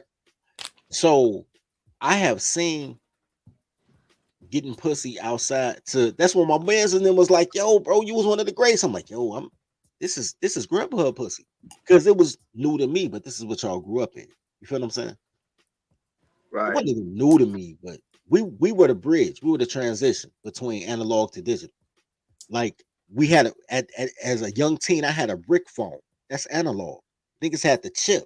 Motherfuckers was stealing people's phone lines and shit. Because when cell phones first came out, there was $1,000 deposit plus $1 a minute. So we would steal the phones and we would go to a nigga that put the chip in it and chat. Then they went from analog to digital. And I remember telling dudes, this had to be 95, 96. I was like, bro, the feds from the tappers, because you need a warrant to tap analog, but you don't need no warrant to tap digital. They could just, it's digital, right? Then all of a sudden they start getting rid of house phones and they start doing VoIP services, the VoIP shit. I said, yo, bro, that's digital. They trying to get you. Nigga, give me a phone line. Then all of a sudden, all the payphones started leaving locations. Like you can't find a payphone no more. And I'm like, yo, bro, they trying to digitize all our shit. Like I was very paranoid about that in a long time ago. You know what I'm saying? That's crazy. So I lived through the 90s when they were doing all this shit, right? So by the time that everybody else is like, oh, it's great technology. Like the reason that Chicago will drive box Chevys is because all the new cars got GPS on them. They got North Star, they got location trackers, and I don't want you to know where the fuck I'm going. Right. You know what I'm saying? So we still drive box Chevys. Niggas fixing the alley, we throw a paint job on it. You know what I mean? Right. You know, niggas still got the chip card, but the chip cards to go to work and fuck with a bitch, go on a date. If you own some bullshit, you pull out that motherfucking 1994 older. You know what I mean? And go where you gotta go. Right. And it's funny. It's funny because my generation, you speaking of the analog going to digital, my generation, dumbass is like, woo, yay, whoopee, innovation, technology, easier for me. And we over here paranoid as shit, nigga. Yeah. Right, right. Because we understood what that meant to us. You know what I mean? And I say all that to say this. So when you look at articles like this bullshit right here about dating opportunities for heterosexual men diminishing, and they're basing all of that information based on dating apps, right? And I'm like, yo, what happened to going outside and being like, excuse me, miss, what's your name? You know what I mean? Right. Like it still works to this day that you pull up in that all blue buggy with your sounds banging and a bitch will fuck you in the alley. That still works to this day. It You know? do, but they done got everybody programmed and used to the microwave shit, the microwave success, the instant gratification and shit. That's what it's all about. They got everybody playing that game. You know what I mean? Shit crazy. You know You what? know what? You know what though? Like I would say, along with the online shit, the dating apps. I just think, and this like kind of harping on technology too. Um, it's making a lot of people lazy, and it's making a lot of men lazy. Like, you know what I'm saying? Like Exactly. with me, right? Like, you know, I ain't got the most money in the world. Like, I'm still a young man grinding, trying to get my shit right. But I do know that keeping my body in shape will give me a visual like a visual advance over a dude that's not in shape. I do know that me having a fresh cut and a line will, when I go out on a Friday or Saturday or Sunday, will give me a visual advance over a dude that's looking scruffy and bummy. And you know, in the words of Bell and many others, you know, unlike a lot of these guys that like to stay in the house, I stay in the bitch face. No, I mean, I might not present myself like that, but I do. I stay in the bitch face. You know what I'm saying? Like, I'm not. You can't get pussy online. I mean, you can, but You can, but you it's know what I'm crazy. saying? Like, when you don't stay in the bitch face, like you lose touch with reality. You really do. I agree with that, and I agree with that even when we talking about because when we talk about catfishing, right? You Yo, can't. I agree. Hold on, I agree with that too, Zone, because you got to understand that what you said is a mind trick thing. Because women, when you have that swag that you have, women gonna put themselves around you. All you gotta do is go outside. All you gotta do is show up when you have that type of mindset. Oh, that's facts. Let me tell you something. You know how many? I'm gonna show y'all something, and I need to update this, but let me show y'all something right quick. I really need to update this too because I ain't.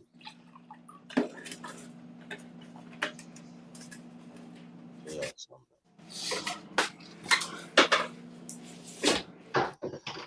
Girls think Oka asshole, right? I'll take that because I am an asshole, right? But here's the thing. I need to update this, but this is my media kit, right? I wrote 11 books. We used to do a show, a blog talk show though. This is before I had the Amazon Prime channel, and I need to come back and do this again. But we did a show with like some of the hottest artists in the Midwest, like whoever was hot when it comes to Chicago. We interview and we did shows. I had a damn man. This is not. Is it another one? Like, bro, it was like award shows. Is there another one? Hold on. Let me see. I don't even know. Damn, did I delete it? Man, I've done award shows. I've done Steve Harvey video. did it. Steve Harvey deleted your shit. Oh, Yeah, I believe that shit. So I'm gonna kill this nigga, man. Look, I did I did the Chicago I was a award show presenter from maybe 2010 to 2016. Motherfucking I've been in videos, I've been in 3 movies. So when motherfuckers see me, because I do shit, right? I don't be online just complaining like, oh, girls don't fuck me. They ain't shit. Girls ain't shit because they ain't shit. I hate them righteously, but I've been fucking. You know what I'm saying? When even a dirty folks thing, girls hate Oak. They love dirty folks. Y'all seen my skits? I'm dysfunctional as shit. And they funny. Girls love dysfunctional gangbanging niggas. And I understand that. So girls will fuck dirty folks that don't like Oak. Girls is dumb. They just do shit. But that's like fucking Jay-Z, but you don't know Sean Carter. You know what I mean? So, because they fucked the logo. You know what I'm saying? But with all that being said, bros, what the fuck happened to the rest of my shit? Anyway, I'm confused. Tell you, Steve Harvey got you, man. Man, I swear to God, I think this motherfucker got me, bro. I ain't bullshit, man. I think this motherfucker got me. But You know what I'm saying? You look at shit like that, and you look at, and people will study you by what they can find online. Just the list of my press releases, bro. This is, if you Google me, all this shit come up on top of Google. And it's pages on pages on pages on pages of this shit. You feel what I'm saying? Pages on pages. It's not a game. So it's not when you and that's why I say I can get anybody some pussy, B. I can get. So Tola said stop making such powerful ops. That nigga ain't powerful. He just got money. He ain't shit. You know what I'm saying? I done seen too many real players fall to let these bitch niggas beat me. Gail said they love Dirty Phone. I like Gail. Gail probably don't like me back, but I like Gail. So here's the thing: to be black means you can't be a man. So I do a lot of man shit, right? Because I came from a time in which your name had to mean something. You had to Right. back that shit up, right? You couldn't make up your life and take a nice picture with your haircut and clean shoes and people just fuck with you. Like, yo, you had to back that shit up. What Jay-Z say, anything I said I do, I did it. Can't talk about it if you ain't live it. Right. You know what I'm saying? So I took them trips. I fucked them chicks. I made them chips. That's why I got so many toddler tails. You know what I'm saying? Right. And what people don't understand is it's their it's a bunch of toddlers, whether they male or female. Toddlers is really unisex, but like 40% of dudes is toddlers, like 95% of women is toddlers. So whatever.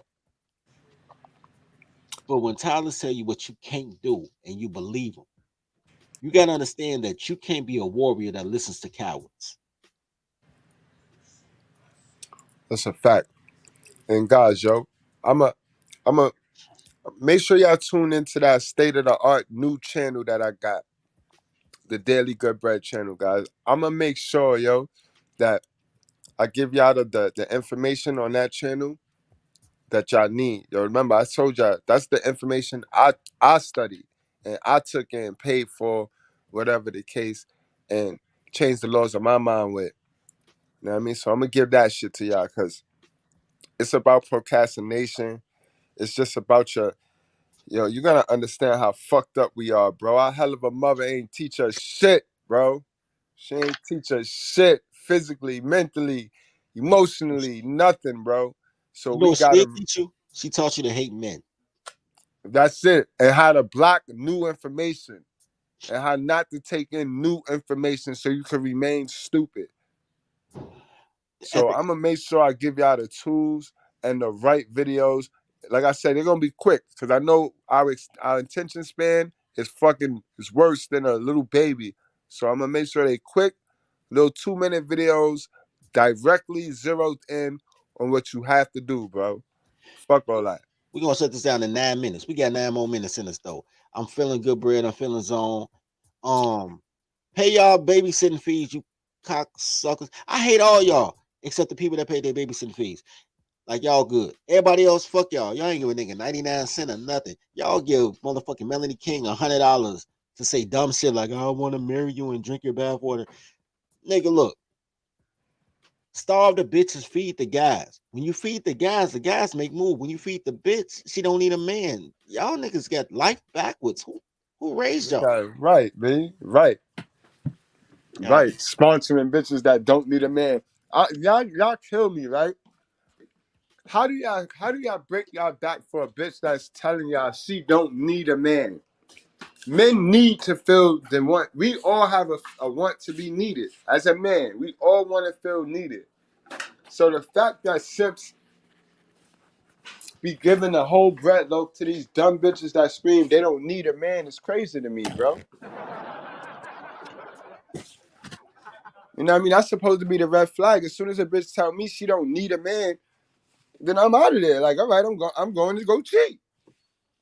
Let me And then tell you you got these stupid bitches, these proud dummies that feel comfortable because they mama, they hell of a mother done taught them. Remember, your hell of a mother taught you how to praise her. Her hell of a mother taught her how to hate you, bro. So I don't need a man because her hell of a mother taught her that. But this is a All right. chick that'll probably tell you that, guys. Knowing her biology needs a man, bro. All chicks want D, bro. They like raw D too. To tell you a Listen, secret. Oh, ain't no secret, nigga. Fuck out of here, yo, B. so last night I was on my boy Poppy Blanco TV channel, and this is one thing like you got to be conscious of too, fellas. And this is why the concept of toddlerology and vetting is also important, because if you guys recall, you know, some of you guys may or may not know, but the World Class got his 500 subscribers last weekend, Shut and up. he had a little shout out to World Class, and he had a little celebration show. You know, so a few of us pulled up, you know, because we wanted to celebrate the homie, right? Right. So, you know, there was a toddler on there that, you know, chose to get reckless with her mouth, and she ended up getting that work. Bottom line, I don't care what anybody say. She got that work. I don't care what they say. Okay. So we on a Poppy Blanco channel last night, you know what I'm saying? Because he doing his weekly show like he normally do. And and the week before that, you know what I'm saying, he did the show about the swim thick shit that was out in Texas. And that show actually caused him to lose 15 subscribers. So, you know, in his creative content space, he decided to talk about the fellas this week and talk about the fellas that's flying these chicks out and all of this crazy nonsense, right? So anyway, we get to the part of the show where he opens up the panel, and he has this one toddler up there by the name, well, I ain't even gonna say her name. He has this one toddler up there, and she was cool for about 2.5, 3 hours. She was real cool. Somebody asked her if she wanted to have kids, and she said, "I don't know." And my guy World Class was on the panel too, and he said, "Well, shit." He said, if you don't want to have kids, well, I got to put you on the swallow committee, right? So I thought that shit was funny because a lot of people that, you know what I'm saying, like you had to really listen to what he said to get the concept of the joke. Right. So she basically pulled the situation like what happened on the World Class channel last week on his channel last night. So I say all that to say that that's why the vetting process, that's why y'all can't just be trying to get pussy right away, and you can't just be, you know, trying to suck up to these chicks. You got to vet these chicks and see if they really about that life, because when these chicks get up on these panels and they do that, they fuck up the vibe of the show. Fact. Like people started leaving the show because they like, another disgruntled bitch. Somebody, you know what I mean? Like we all adults, and she been up there talking about girls trips and shit the whole night and what they do on girls trips. And the minute that a dude makes I thought it was a brilliant joke. Oh, you say you don't want to get pregnant? I got to put you on the swallow committee then. That shit was funny. That was brilliant. You know what I'm saying? But they want to get offended. So that's why you gotta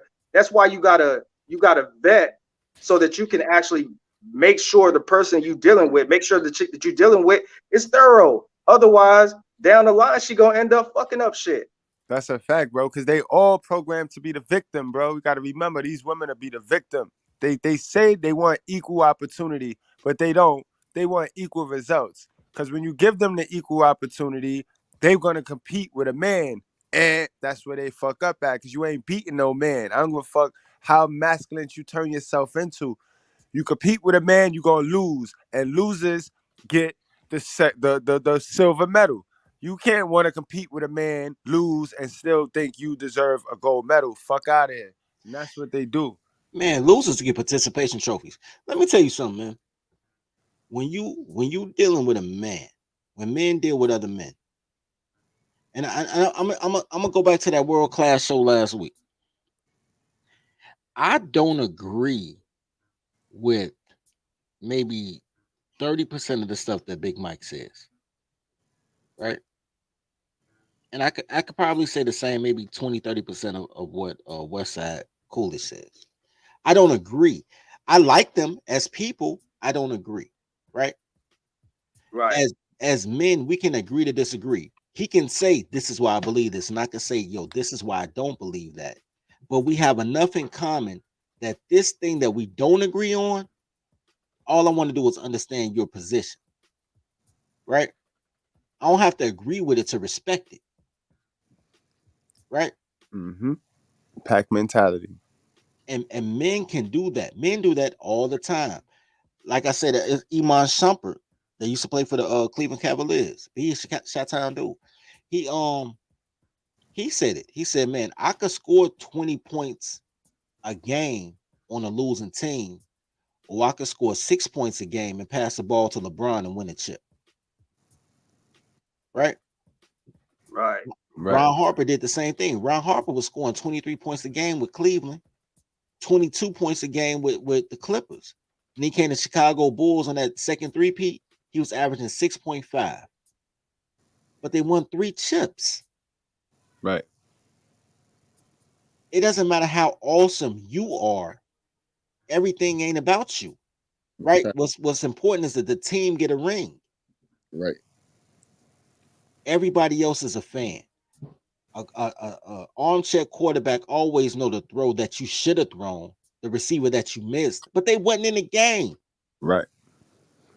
They looking from the side. They didn't see these motherfucking defensive linemen is like 6'3". When they put their arms up, they like 7'1".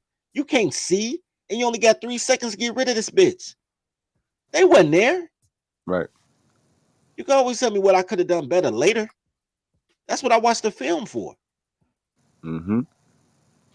These toddlers are armchair quarterbacks. When they ask you, what are you going to do for the black community?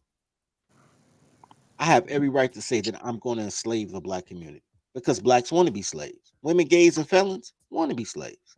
Right. Yeah, jail is literally slavery under the 14th Amendment. Y'all want to be slaves. That's what I'm going to do for the black community. You don't ask me what I'm going to do for my brethren, what I'm going to do for other men. You don't give a shit about men. You give a shit about black.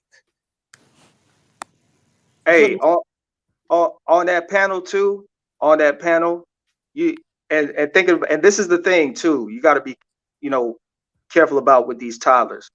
So on that panel, before shit went left and the chick blew up on the world class because he made that brilliant joke. Was this his people? Was this his people?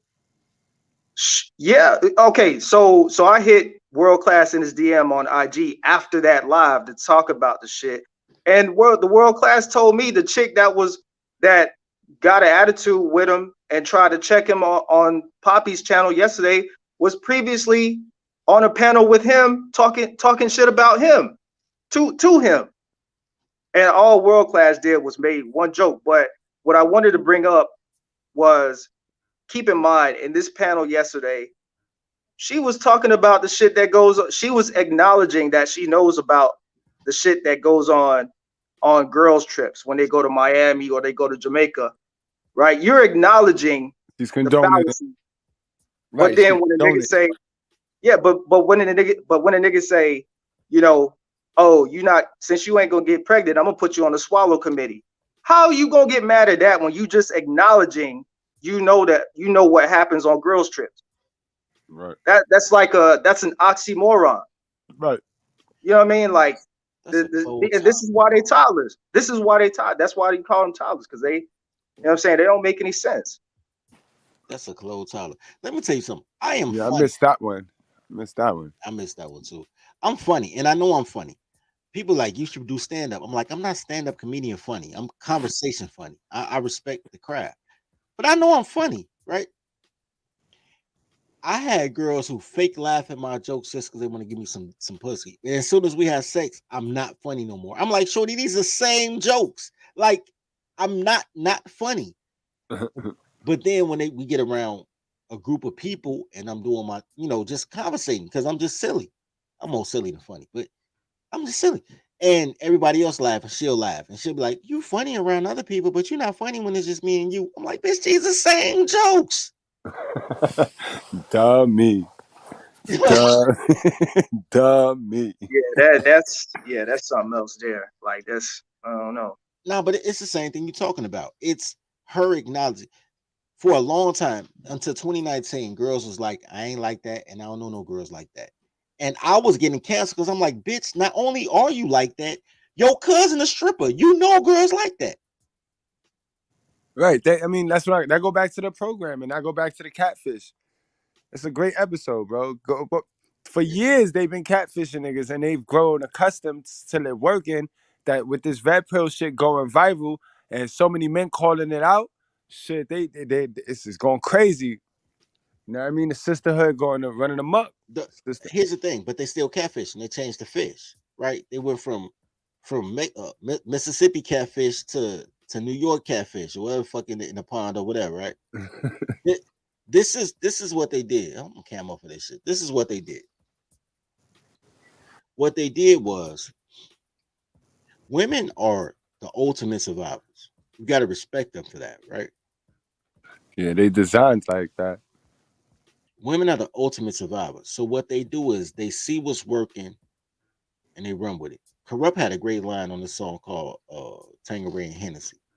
And he said, man, I take a look into the crowd, pick a style and go. Right? As an artist, where it used to be an artist, as an artist, you don't kick the same shit with a hip hop cipher as you would with some gangster rap. Niggas say do a feature. You gotta have a different vibe, right? Right. What bitches did was they said, I ain't like that, and I don't know no women like that. And guys like me was like, bitch, you are that. What you mean like that? You are that. And what they were doing, they were destroying the men who were calling them out, right? Which is why probably y'all channels fucked up right now, suspended right now. You feel what I'm saying? Right. They want to silence the men who be like, yo, you on bullshit. Then 2020 happened. The pandemic happened. And so many ugly bitches couldn't keep their mouth closed because girls don't have real life friends. Nope. Which come back to the dating thing when they say men gonna be, it's a lot of single men. Single doesn't mean lonely. I'm single. You think I don't fuck? Got him. You know what I'm saying? Single just means you're not married. They're not marriage material. And when they were marriage material, they thought they was too young to get married. They thought they could do better. So they declined marriage proposals all through their 20s. Right. So you being a busser isn't a reflection of me. And you can't be mad at me. I'm who they mad at, right? Y'all not who they mad at. I'm who they mad at. They mad, and I've heard this before. I fucked this CNA. CNAs are bigger bussers than strippers, by the way. I was fucking the CNA. I said, how many niggas you slept with? She said 200. I said, God damn. She said, boy, quit playing with me. I know you've been with more than 200 women. And I was like, yeah, but that's not the point, right? Just because I'm at damn near 1,000 don't mean you need to catch up to me to be equal. You know what I mean? Right. So you gotta understand that they looking at it in a skewed lens, like I'm a buster because I'm doing what men do. They never say I'm a buster because I'm just a hoe. They say men do it too. You know what kills me with that line, yo? Because they really wear that stupidity with a badge of honor. Like, since when? Because you, like, because honestly, like, I'm from the other cloth for that. I don't, 1,000 bitches, like, y'all some nasty niggas, bro. Like, Oh, you down to shit. yo, I mean, not for nothing, bro. Not for nothing. And I'm not an ugly nigga. Like, I was always a handsome nigga, but that's a lot of time put in on fucking with these bitches. Like, you know what I mean? So, No, you would think so, but no. nah, I'm just saying, like, because not everybody get that chance. Not everybody get that opportunity. So I don't want none of the fellas, none of the Tylers to ever feel like what make you is the fact that you got a chance to sleep with 1,000 bitches. Nah, bro. No, I turned down 3. If I slept with 1,000, I turned down Nigga to said I 6. turned down 3. 3 to 6. Because I look, here's the thing. Here's the difference. The difference is I put myself, and I talked about this in another show when my man told me he buys pussy, and I was like, I buy outfits. I pay for me and to impress them. I don't pay for them. Yeah. Now I'm just saying, you know, not to cut you off. No, I ain't cutting you off, bro. I just want to say this though. You think it's a lot of time. Think about it like this. I go to the mall, I get 10, I holler at 10 girls. After 10 girls, 7 give me their number. I don't get 100% feel, success rate. Nobody does. 70%, nigga, I'm a king. If you get 30% of at bats, nigga, you Barry Bonds. That's a fact. That's how I look at it. I look at it as baseball. 70%, I'm a king. Even if you look at it basketball, that's a decent free throw percentage, nigga. That's not even in the field. Like in the field, if you get 40%, you a god. Right. 80% free throws, you a king. They got the 90-90, what is it? The 90-90-10 club, what the fuck it is? Like, bro, I'm good. But just because I get 7 numbers don't mean I sleep with 7 girls. Out them 7 girls, I might get 1 or 2. You feel what I'm saying? It's a numbers game in the first place. Facts. Right? So then I go out here and I shoot my shot and I get a lot of one night stands. I get a lot of I had a girl tell me at the club one time, I swear to God, I tried to get her phone number. Promise to God, we danced. I tried to get her phone number. She said, look, nigga, I got a man at home.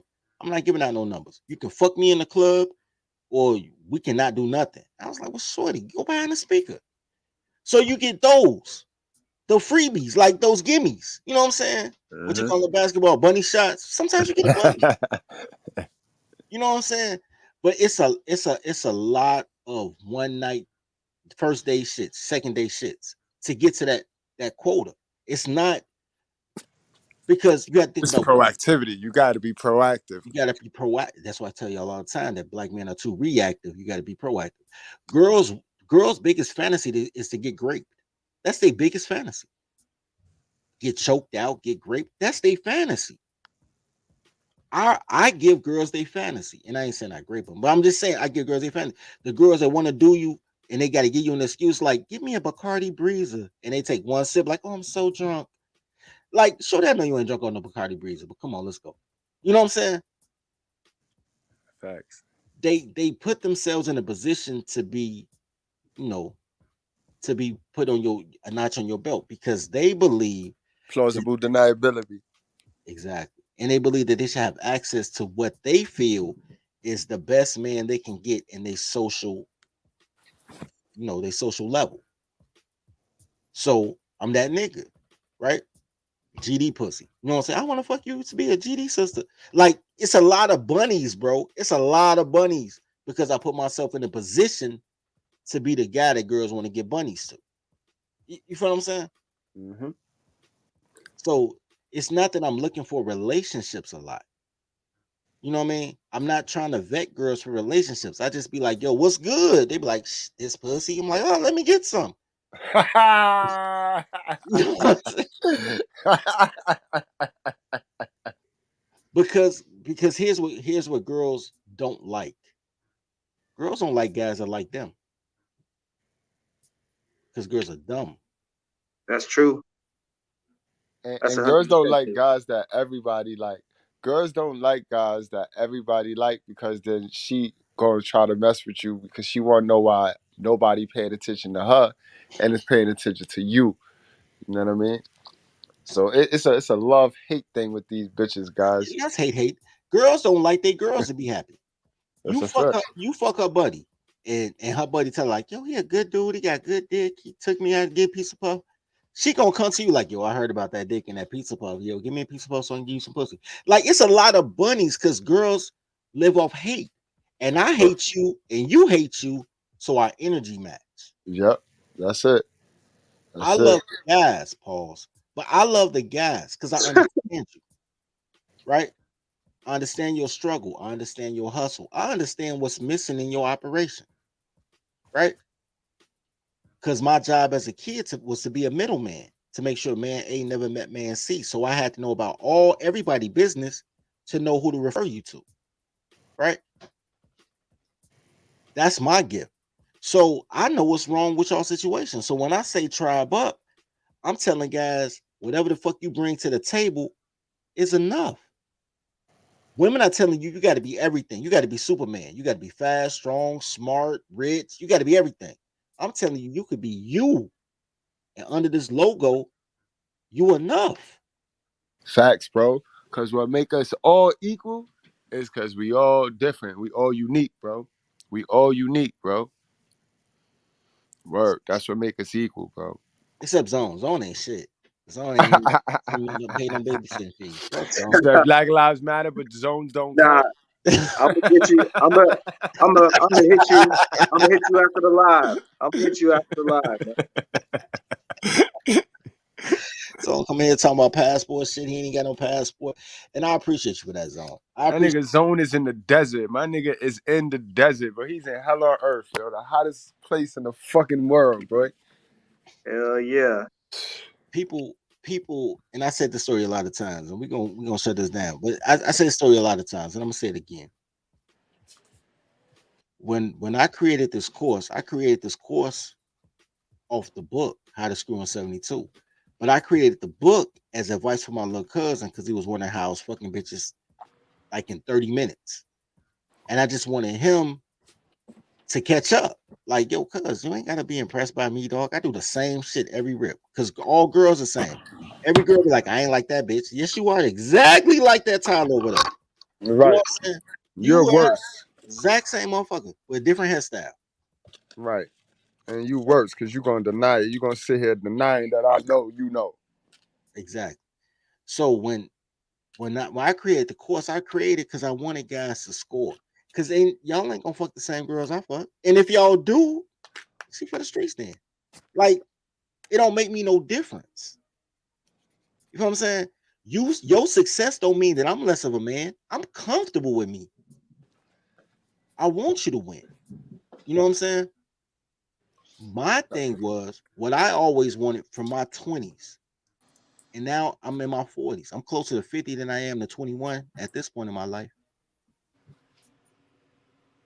All I wanted was a girl that could follow instructions. Like, if you talk to my ex-girlfriends, they'll tell you they had nicknames like trusty assistant, personal assistant, you know what I'm saying? AA, administrative assistant. Like, all my girlfriends have a nickname. I had girls say me, like, nigga, I ain't finna be your TA. And people be like, what the fuck she mean TA? Trusty assistant. Like, I wanted to work all my girls because you get to make me money, or save me time, right? So if we're gonna be in a relationship, you need to make at least as much money for me as you're trying to take from me. Just let me break even. Like, I ain't got to get rich off you. You want to go to Vegas? Vegas trip costs $800. Shorty, you need to do $800 worth of shit around here to pay for this trip. You feel what I'm saying? Facts. And I've always been like that because I've always been a practical guy because I'm cheap as Jews. You know what I'm saying? I was getting money, but I'm cheap as Jews. That's how you keep money, right? Right. So I'm like, shorty, show me your worth. And then when it clicked to me one day, I don't know what made it click to me, but it clicked to me one day that women are more faithful to her employer than she is to her boyfriend and her husband. When I saw girls working overtime on salary, overtime on salary is different than overtime on hourly. Y'all know Yes, that, right? sir. You ain't getting no bread. You getting what you get all year long. You feel me? These bitches doing overtime on salary for a title. Status. For corporate status. I said, that's they mind fuck. Give them what they looking for. The same reason that passport bros go out the country because those girls sell what he's buying instead of selling what they got. American men are guilty of the same thing. We selling what we were taught that they wanted, but they ain't what they want because you was taught by a girl. Girls don't know shit. They just do shit. Bingo. Instead of selling what they want. What they want is a title. Their title that they think they want is wife. That's the title they think they want. But the title they want is whatever title you given, as long as you put a worth behind the title. Right? Facts. It's girls that want to fuck me to be a Tyler. I know I'm a Tyler, but I like tacos. You give me some tacos, I'll be your Tyler. Whatever title I give her, and that's the title she want. Girls just want titles. Baby mama is a title to these bitches. Uh-huh. Girls are dumb. They delicious, but they dumb. Yeah, they want every title but hell of a mother. Bitch, y'all gonna get this hell of a mother title because y'all bitches hell of a mothers, bro. But they want to get a mom. Here's the thing. This is why I need Mr. Goodbread to get to, because that's his shit. Hell of a mother, his shit. Him and Gail, but they're not gonna cancel Gail because Gail a woman. The ability for women to expose their mothers should be. It can't really be your niche because you're a man, but I think you could do it though. Gail got it down. Gail had motherfuckers doing closet confessionals. But that's the niche. Once a woman can admit that her mama ain't shit, then you can train her how not to be her mama. Because all she And that's needs. it. That's it. Key. That's key, Dirt. That's key, Dirt. These bitches just waiting for their turn. I think Noble said that shit. Noble said these bitches know their mama ain't shit, but they just want their turn not to be shit to somebody else. You gotta tell me mama ain't shit and say, yo, here's the alternative so you don't end up like your mom. So you don't overlove your kid because you didn't feel love, and now your kid gay because it's too much feminine energy. Like there has to be a balance. We can get them there though, bro. Tribe and up, you can get them there because girls want to be part of something bigger. Guys want to be part of something bigger too, but guys can survive on their own, right? Because we don't have no natural predators. There's no way in the world you get passport bros and all this shit if we had natural predators. You understand that, right? Right. Because if you had natural predators, as soon as you hop off that plane and you go in any project South America or Central America, they'll kill your ass if you had natural predators. You ain't from here. You got natural predators in your own city. Hey, I'm gonna hop off the chat. I'm gonna hop off the panel, but I'm gonna be in the chat though. Yo, we finna shut this shit down anyway, man. You got Yeah. any last words on? I'm about to say. Zone, Uh, you got last words on? hey man, great show as usual. Make sure y'all like and sub. Zone 864 TV, Instagram, YouTube, Twitter. That's where I'm at. And y'all bros have a great day. All Sound right, like Zone. you do porn and shit. Like John Isaac, Zone do porn on the low though. Yo, yo, Toddler's, Slanging man. that. Yes, sir. Got to get paid. What's your fans only, Zone? That's for toddlers only. Nah, they listening. I ain't want They shit. listening. The audience is there. Nah, I'm gonna catch y'all later though. All right, man. All right, bro. What's popping good, bro? What's the last words, bro? Yo, daycare, I appreciate y'all. I appreciate y'all for having me, keeping me relevant. Yo, like I said, yo, the fucking Righteous Fair is lit, bro. Righteous Fair is lit. And between the 4 channels that y'all guys could surf all day, y'all gonna have the knowledge. So like I said, poverty is a choice. And you know, that's the black community's govern. They govern poverty. So if you really not about that black community life, then you trying to get the fuck out of poverty. You know what I mean? Poverty is a choice. People is comfortable in it, bro. Don't trap yourself in it though, bro. And the only way you trap yourself in it is by worshiping your mother. Your mother is the generational curse. The generational curse is poverty. All right? So get the fuck out of that. You gotta link with the bros. You gotta link with the bros, bro. You gotta link with the like-minded fellas, bro. You gonna be in there. You gonna be in there. 40 years gonna go by, 50 years of your life, and you gonna just grow comfortable with making excuses now. You know what I mean? You gonna play the blame game. You know how fast you could go from playing the risk game to playing the blame game? It happens overnight, bro. It happens overnight. A matter of knocking up the wrong bitch, and now you a slave to this gynocracy. Now you're gonna play the blame game because you can't take risks once you have a unplanned pregnancy bitch on your neck. You know what I mean? So build with your fellas, bro. Your fellas ain't gonna get you pregnant. Your fellas ain't gonna get you knocked up. You know what I mean? Fellas ain't gonna beat you up. Your fellas don't bite, bro. You And your just gotta fellas get ain't stick with you. You had the same friends since 6th grade. How many bitches you had? right, bro. 85% of relationships with the opposite sex do not work, bro. All right, don't last. Don't last, bro. It's a fuck and it's over. You gotta remember, bro. These bitches like you for a limited time only, bro. And then they gotta get the next. Then they follow the honeymoon phase, guys. So as soon as you get with the bitch and you got on cloud 9. Once that honeymoon phase die off, you know what I mean? It's supposed to go into the building phase. These bitches don't know how to build. They wasn't taught how to build, bro. They was taught how to stay right there on that honeymoon phase of you simping on them. You know what I mean? We only do in the honeymoon phase, we only do that little simp because we gotta fuck. For one, we gonna do whatever it takes to get the butt. Cause that's how we get the understanding. That's how we want to know you. Once we can fuck, then we start learning the bitch. You know what I mean? You guys just gotta stop playing yourself, yo. Y'all gotta build with your bros, bro. Build with your bros, bro. Y'all be giving the bitches the whole bag. Like, listen. And after you smash, you know if you gonna keep with her or you not. If you gonna ditch her, bro. And don't try to, you know what I mean? I don't know what the fuck y'all niggas be trying to do, but y'all be getting all caught up in shit. Hope God with you, bro. But it's real. I love y'all, man. And don't forget to go subscribe to the new State of the Art School at the Daily Good Bread channel. And if you ain't already subscribed to the Mr. Good Bread show, then you playing, and you probably a hater. So don't even bother. Don't even bother, bro. You all right. We all right. You know what I mean? If you ain't subscribed to that channel by now, come on, bro. Y'all know what we do over there. We do evictions. We interview the prostitutes. We skip the hell of a mothers because the hell of a mother's gonna lie. We go straight to their daughters because their daughters keep it a buck, bro.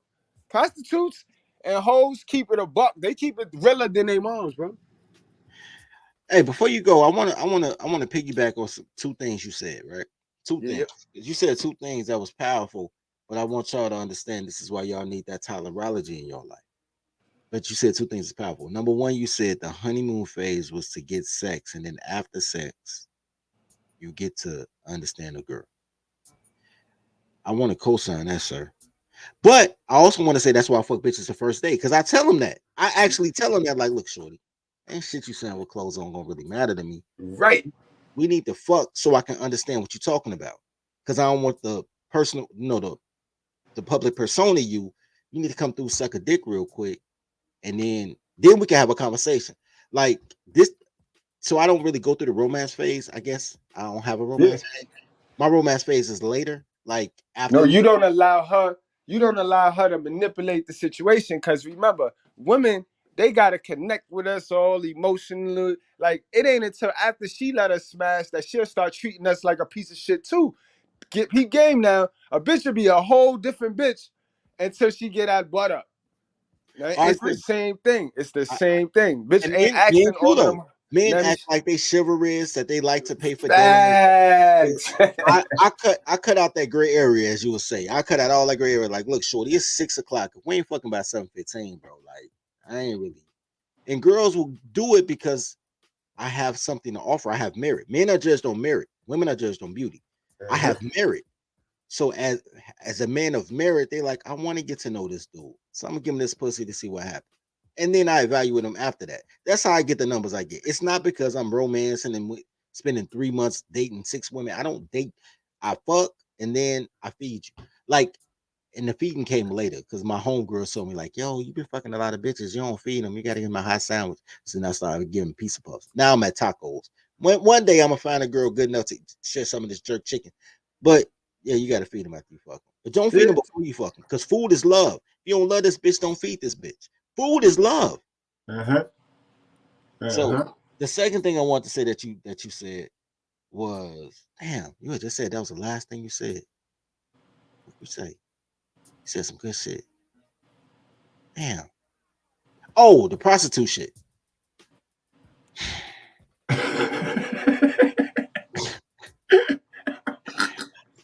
All right. So you know what a prostitute is?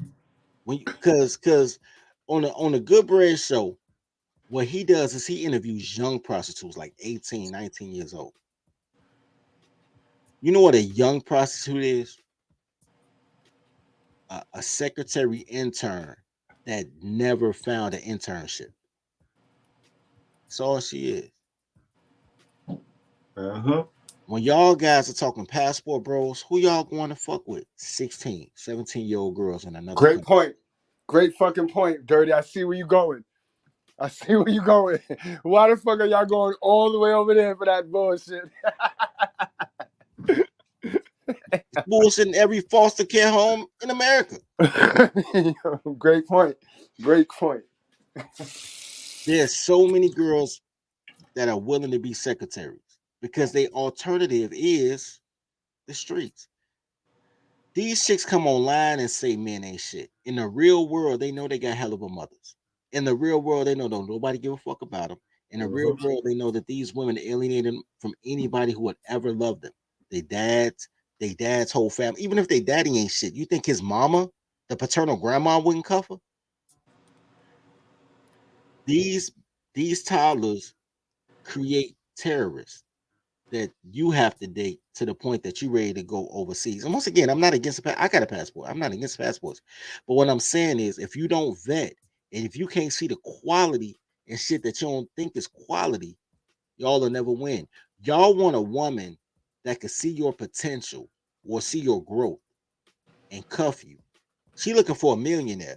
You a $60,000 a year dude, but you do cryptocurrency on the side. You probably trying to get into flipping houses. Like you're creating merit. You're creating worth in yourself. You just ain't there yet. She wants a motherfucker that's already there. Now, you're doing the same thing because y'all thinking like girls. You're looking for a girl that's already ready, right? Already had somebody that you can be a quote unquote build with. You don't build with a bitch. You build with the guys. Girls are interior decorators. They're not builders. So y'all already coming into this game looking for a girl who has qualities you could build with, and all she's gonna do is destroy you because girls can't build. She just has enough knowledge to know that you got shit and she gonna take your shit. What y'all should be looking for is a diamond in the rough.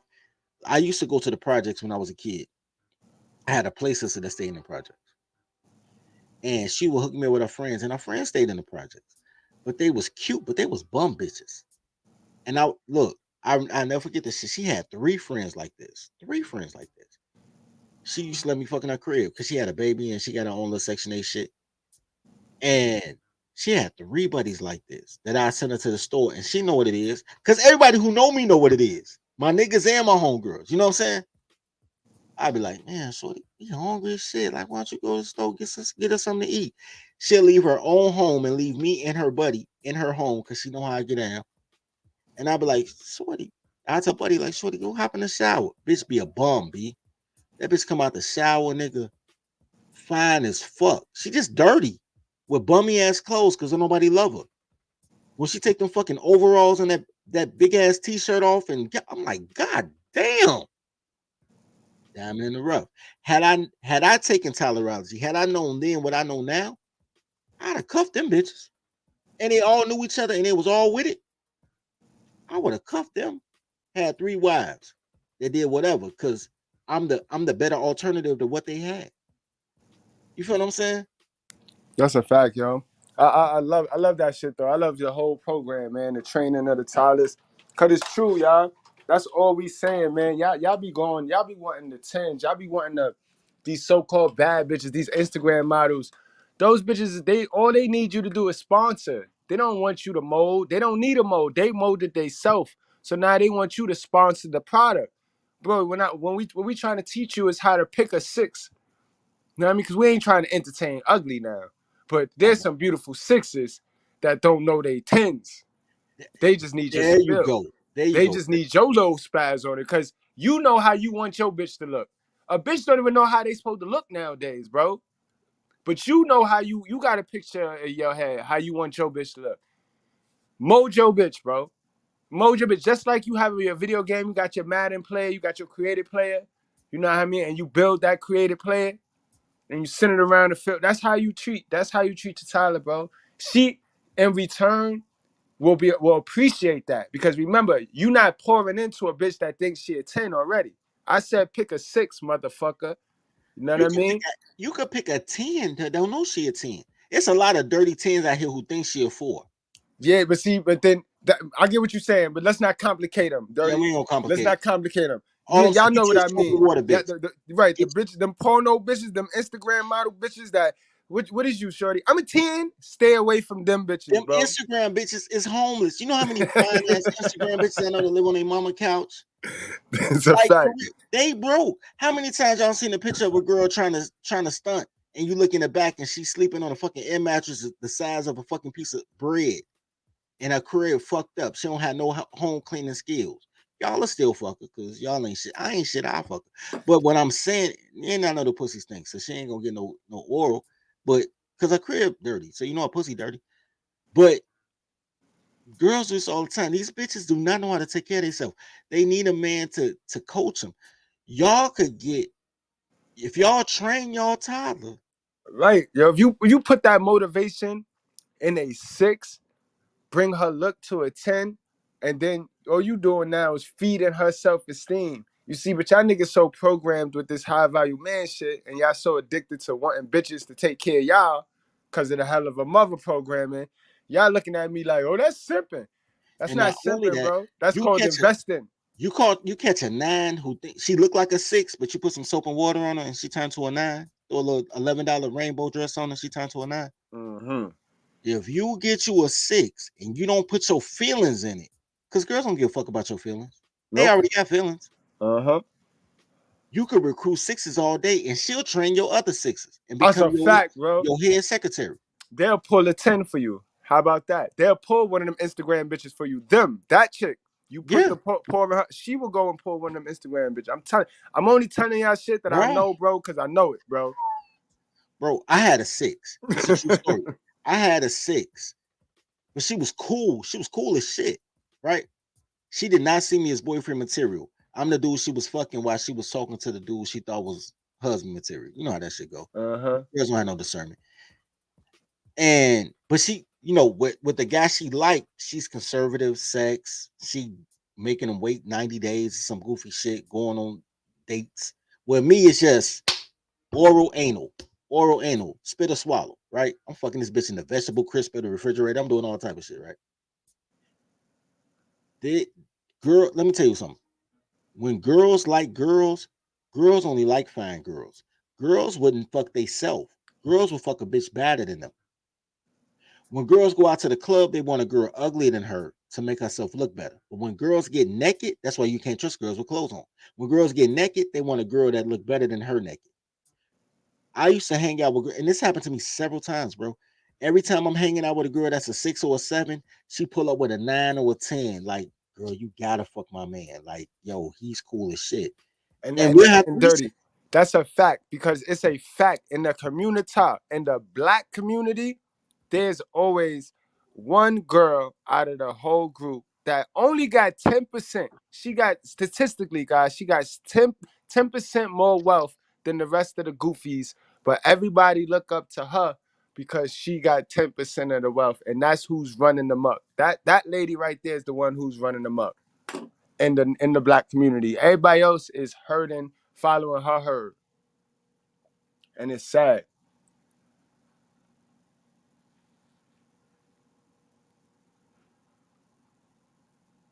Word, but word, y'all. So, Dirty, where you at, Dirty? We're gonna wrap this thing on up. Salute to the chat. Salute to the fucking chat, bro. Word, yeah, that's been a good one, yo. Catfishing all day. Y'all seen that one was crazy today, man. It was crazy, hella crazy. 5 types of catfishing. Dirty broke it down to the molecule. You know what I Man, mean? that's what we do, bro. This the righteous fair, man. We gotta get guys up to speed, man. Y'all weren't ready for me 10 years ago. Y'all needed Kevin Samuels to come first for y'all to understand what I'm saying. But with that being said, gentlemen, let me tell you something. Because we finna dip out, but let me tell you something, man. This is all I want you guys to understand. I need y'all to believe in the process. I'm not asking you to believe in me. Y'all have you guys have been idol worshipers your whole life. You taught to worship your mama, worship Jesus, worship the president like he a king. Y'all have been idol worshipers your whole life, but y'all have never worshiped the system. Y'all complain about the system, systemic racism, the system locking us up, but y'all never had a system that works for you to worship the system. I'm just asking y'all, man, to respect the process because the process works. Because I'll be dead. When I die, the process moves on, bro. Like y'all don't notice that y'all like martyrs. Y'all like leaders, and y'all leaders become martyrs, and the mission dies with the man. America is a system. The founding fathers been dead, but the system still goes on. You got to create a system for you guys, bro. So y'all ain't got to. And I, once again, I'm not against passports, but y'all get catfished all the time. Your image and likeness get catfished all the time. Yep. And y'all like not me, like y'all the only good man. Nah, nigga, y'all image and likeness got catfished. 80% of y'all is awesome. 20% of y'all ain't shit. And the 20% of y'all ain't shit ain't on my podcast because y'all fucking black women because they love ain't shit niggas. But 80% of y'all is awesome. 80% and that 20% that ain't shit. Yo, I'm with you though, because girls think I ain't shit. That's why I'm dirty folks. So I'm Oak. I write books. I sell. They don't give a fuck about that. They give a fuck about the gang bangery. So I gang bang to fuck black girls, and then I'm Oak when I fuck with non-black girls because they actually like people that could read past the 6th grade level, right? But guys, believe in the system. The system. It's this. What I'm teaching you guys is a system. And then when you guys get into this and y'all tribe up, I'll teach you systemic racism. So you can have a system for your race. Because everybody else has a Chinatown, a Greek town, a little Italy, a little Mexico. Y'all got a ghetto. Y'all got a ghetto because y'all listen to black women. Quit listening to these bitches with clothes on. I'm gonna teach y'all how to have a system for your race. So you can create a new culture that works for you. Y'all just saw this in your lifetime. Y'all saw Silicon Valley. Silicon Valley was not a thing until 10 years ago. Now it's a thing. Now they own the Golden State Warriors. Wow. You could do the same shit, B. Because y'all awesome. All y'all motherfuckers is so awesome. Y'all just gotta understand y'all awesomeness, B. Quit trying to find an awesome bitch. There are no awesome bitch. It's just trained toddlers and untrained toddlers. You can train them yourself, or you can get a passport and try to find a toddler somebody else trained. But there's only trained toddlers and untrained toddlers. But men are awesome. I need y'all niggas to be awesome, man. Tribe up. Yo, I want to give a shout out to Mr. Goodbread because I heard about the channel, man. And I told him I was going to do the show with him. And he thanking me for staying relevant, but I'm thanking him for being inspirational, man, because high tide raises all ships, man. Take care of your brothers, man. Feed your pack, man. No doubt. Thank you, Dirty. Word, yo, yo. See, I fuck with you, Dirty, because you lead by example, bro. You lead by example, man, and that's what it is, bro. Word. Yeah, we out here, man. I'm finna do. I'm finna do some nigga shit. I'm about to go to Little Caesars and give me a $5 pizza, man. Cause you know, and I'm gonna cry my pizza because nobody give a fuck about the daycare, man. I don't get no cash. Wait, I did get a cash app. Hold on. Shout out to Brother True for the $5 cash app, man. Salute to you, bro. Guaranteed, man. I appreciate y'all, bro. I'm You on trying to my decide, man, if I'm gonna go to my. Today is Madison Day in Harlem and Marcus Garvey Park. That's like a block away from the actual block where I grew up at. Today is our annual reunion day. I'm trying to think if I'm gonna go or not. Something tell me I should not even go, bro. I ain't got time to be arguing with nobody, hell of a mother. You know what I mean? Because that's all they're going to do. They're going to get me there and play all fake and phony. And then the question is going to start. So what do you mean by this? What do you mean by that? And then I got to tell them the truth because I'm me on the internet and off the internet. And you know what I mean, I don't think they're ready for that shit. But who knows? I might after a couple shots, I might end up down there. hey man, if you don't feel it, don't go, man. I like going to high school reunions now. Cause high school reunions is where all the old busters is at. They be like they was cool. They was a high school prom queen. Now they prom fiends and shit. Like, I tell I them, like. black don't crack, but it sure do expand. Man, I'm trying to tell you. Like, it's certain shit I don't go to. Like, I don't go to the black festivals and the black parades. I don't do none of that black shit. But high school shit, I be in there, bro, because they be cool as fuck. And I get to see all the girls that got 17 kids by 14 niggas. And then, and The bitch that wanted the front like she was goody two shoe back in the days. yeah. And all the guys who they said wasn't shit, but they the funnest dudes. Now they frat. They Masons, they working, they fucking run a bank and shit like that. I love that, bro. I love to see. I go for the guys, pause, but I go for the guys because the guys bring the grills. Girls don't ever bring no grills. Guys bring the grills out, and I go for the food because food is love, and men provide the love. Men provide the love. Men pull a grill out, bring all the meat, have a cooler full of beers. Men be like, I want you to enjoy yourself. I want to make it a peaceful, fun, environment. Men do that. Women come to absorb the awesomeness that men provide. Women bring the ambiance. Like a party's better when women are there, but men create the party. Yeah, that's a fact. Men are the energy, women are the look. Eye candy. That's where the eye candy coming at. Yeah, facts. And I like eye candy, but I like food better, baby. Yes, baby. Yeah, it's been real dirty, man. I appreciate you, man. Salute to the chat, man. Y'all take your ass on over there and hit that channel up, man. All right, Dirt. Man, we all out, man. I appreciate you, bro. Love each other as you love yourself. Feed the pack.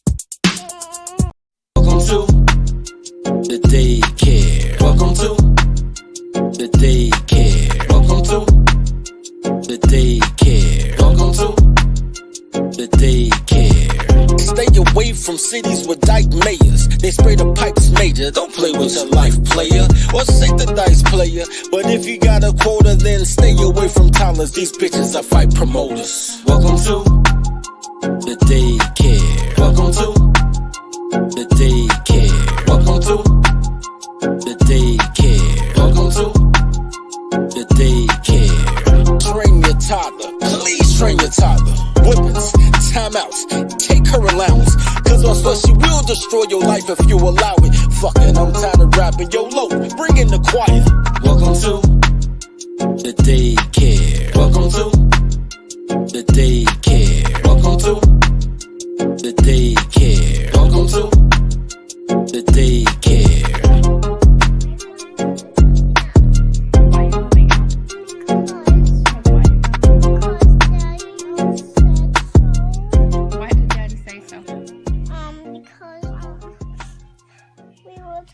About every night,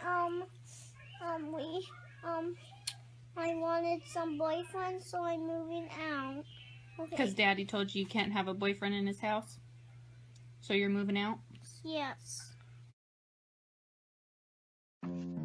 Toddler tales are crazy stories that could only happen to me. Each tale is endorsed by Toddlerology and the Marry Your Secretary courses. In a world where toddlers are only loyal to her employer, learn the skills needed to train your toddler to work at your relationship like she works at her job. There's courses for every level of your relationship status, including polygamy. Need support? Join scheduled study groups with other Toddlerology members. Click the link below. And now, back to today's story.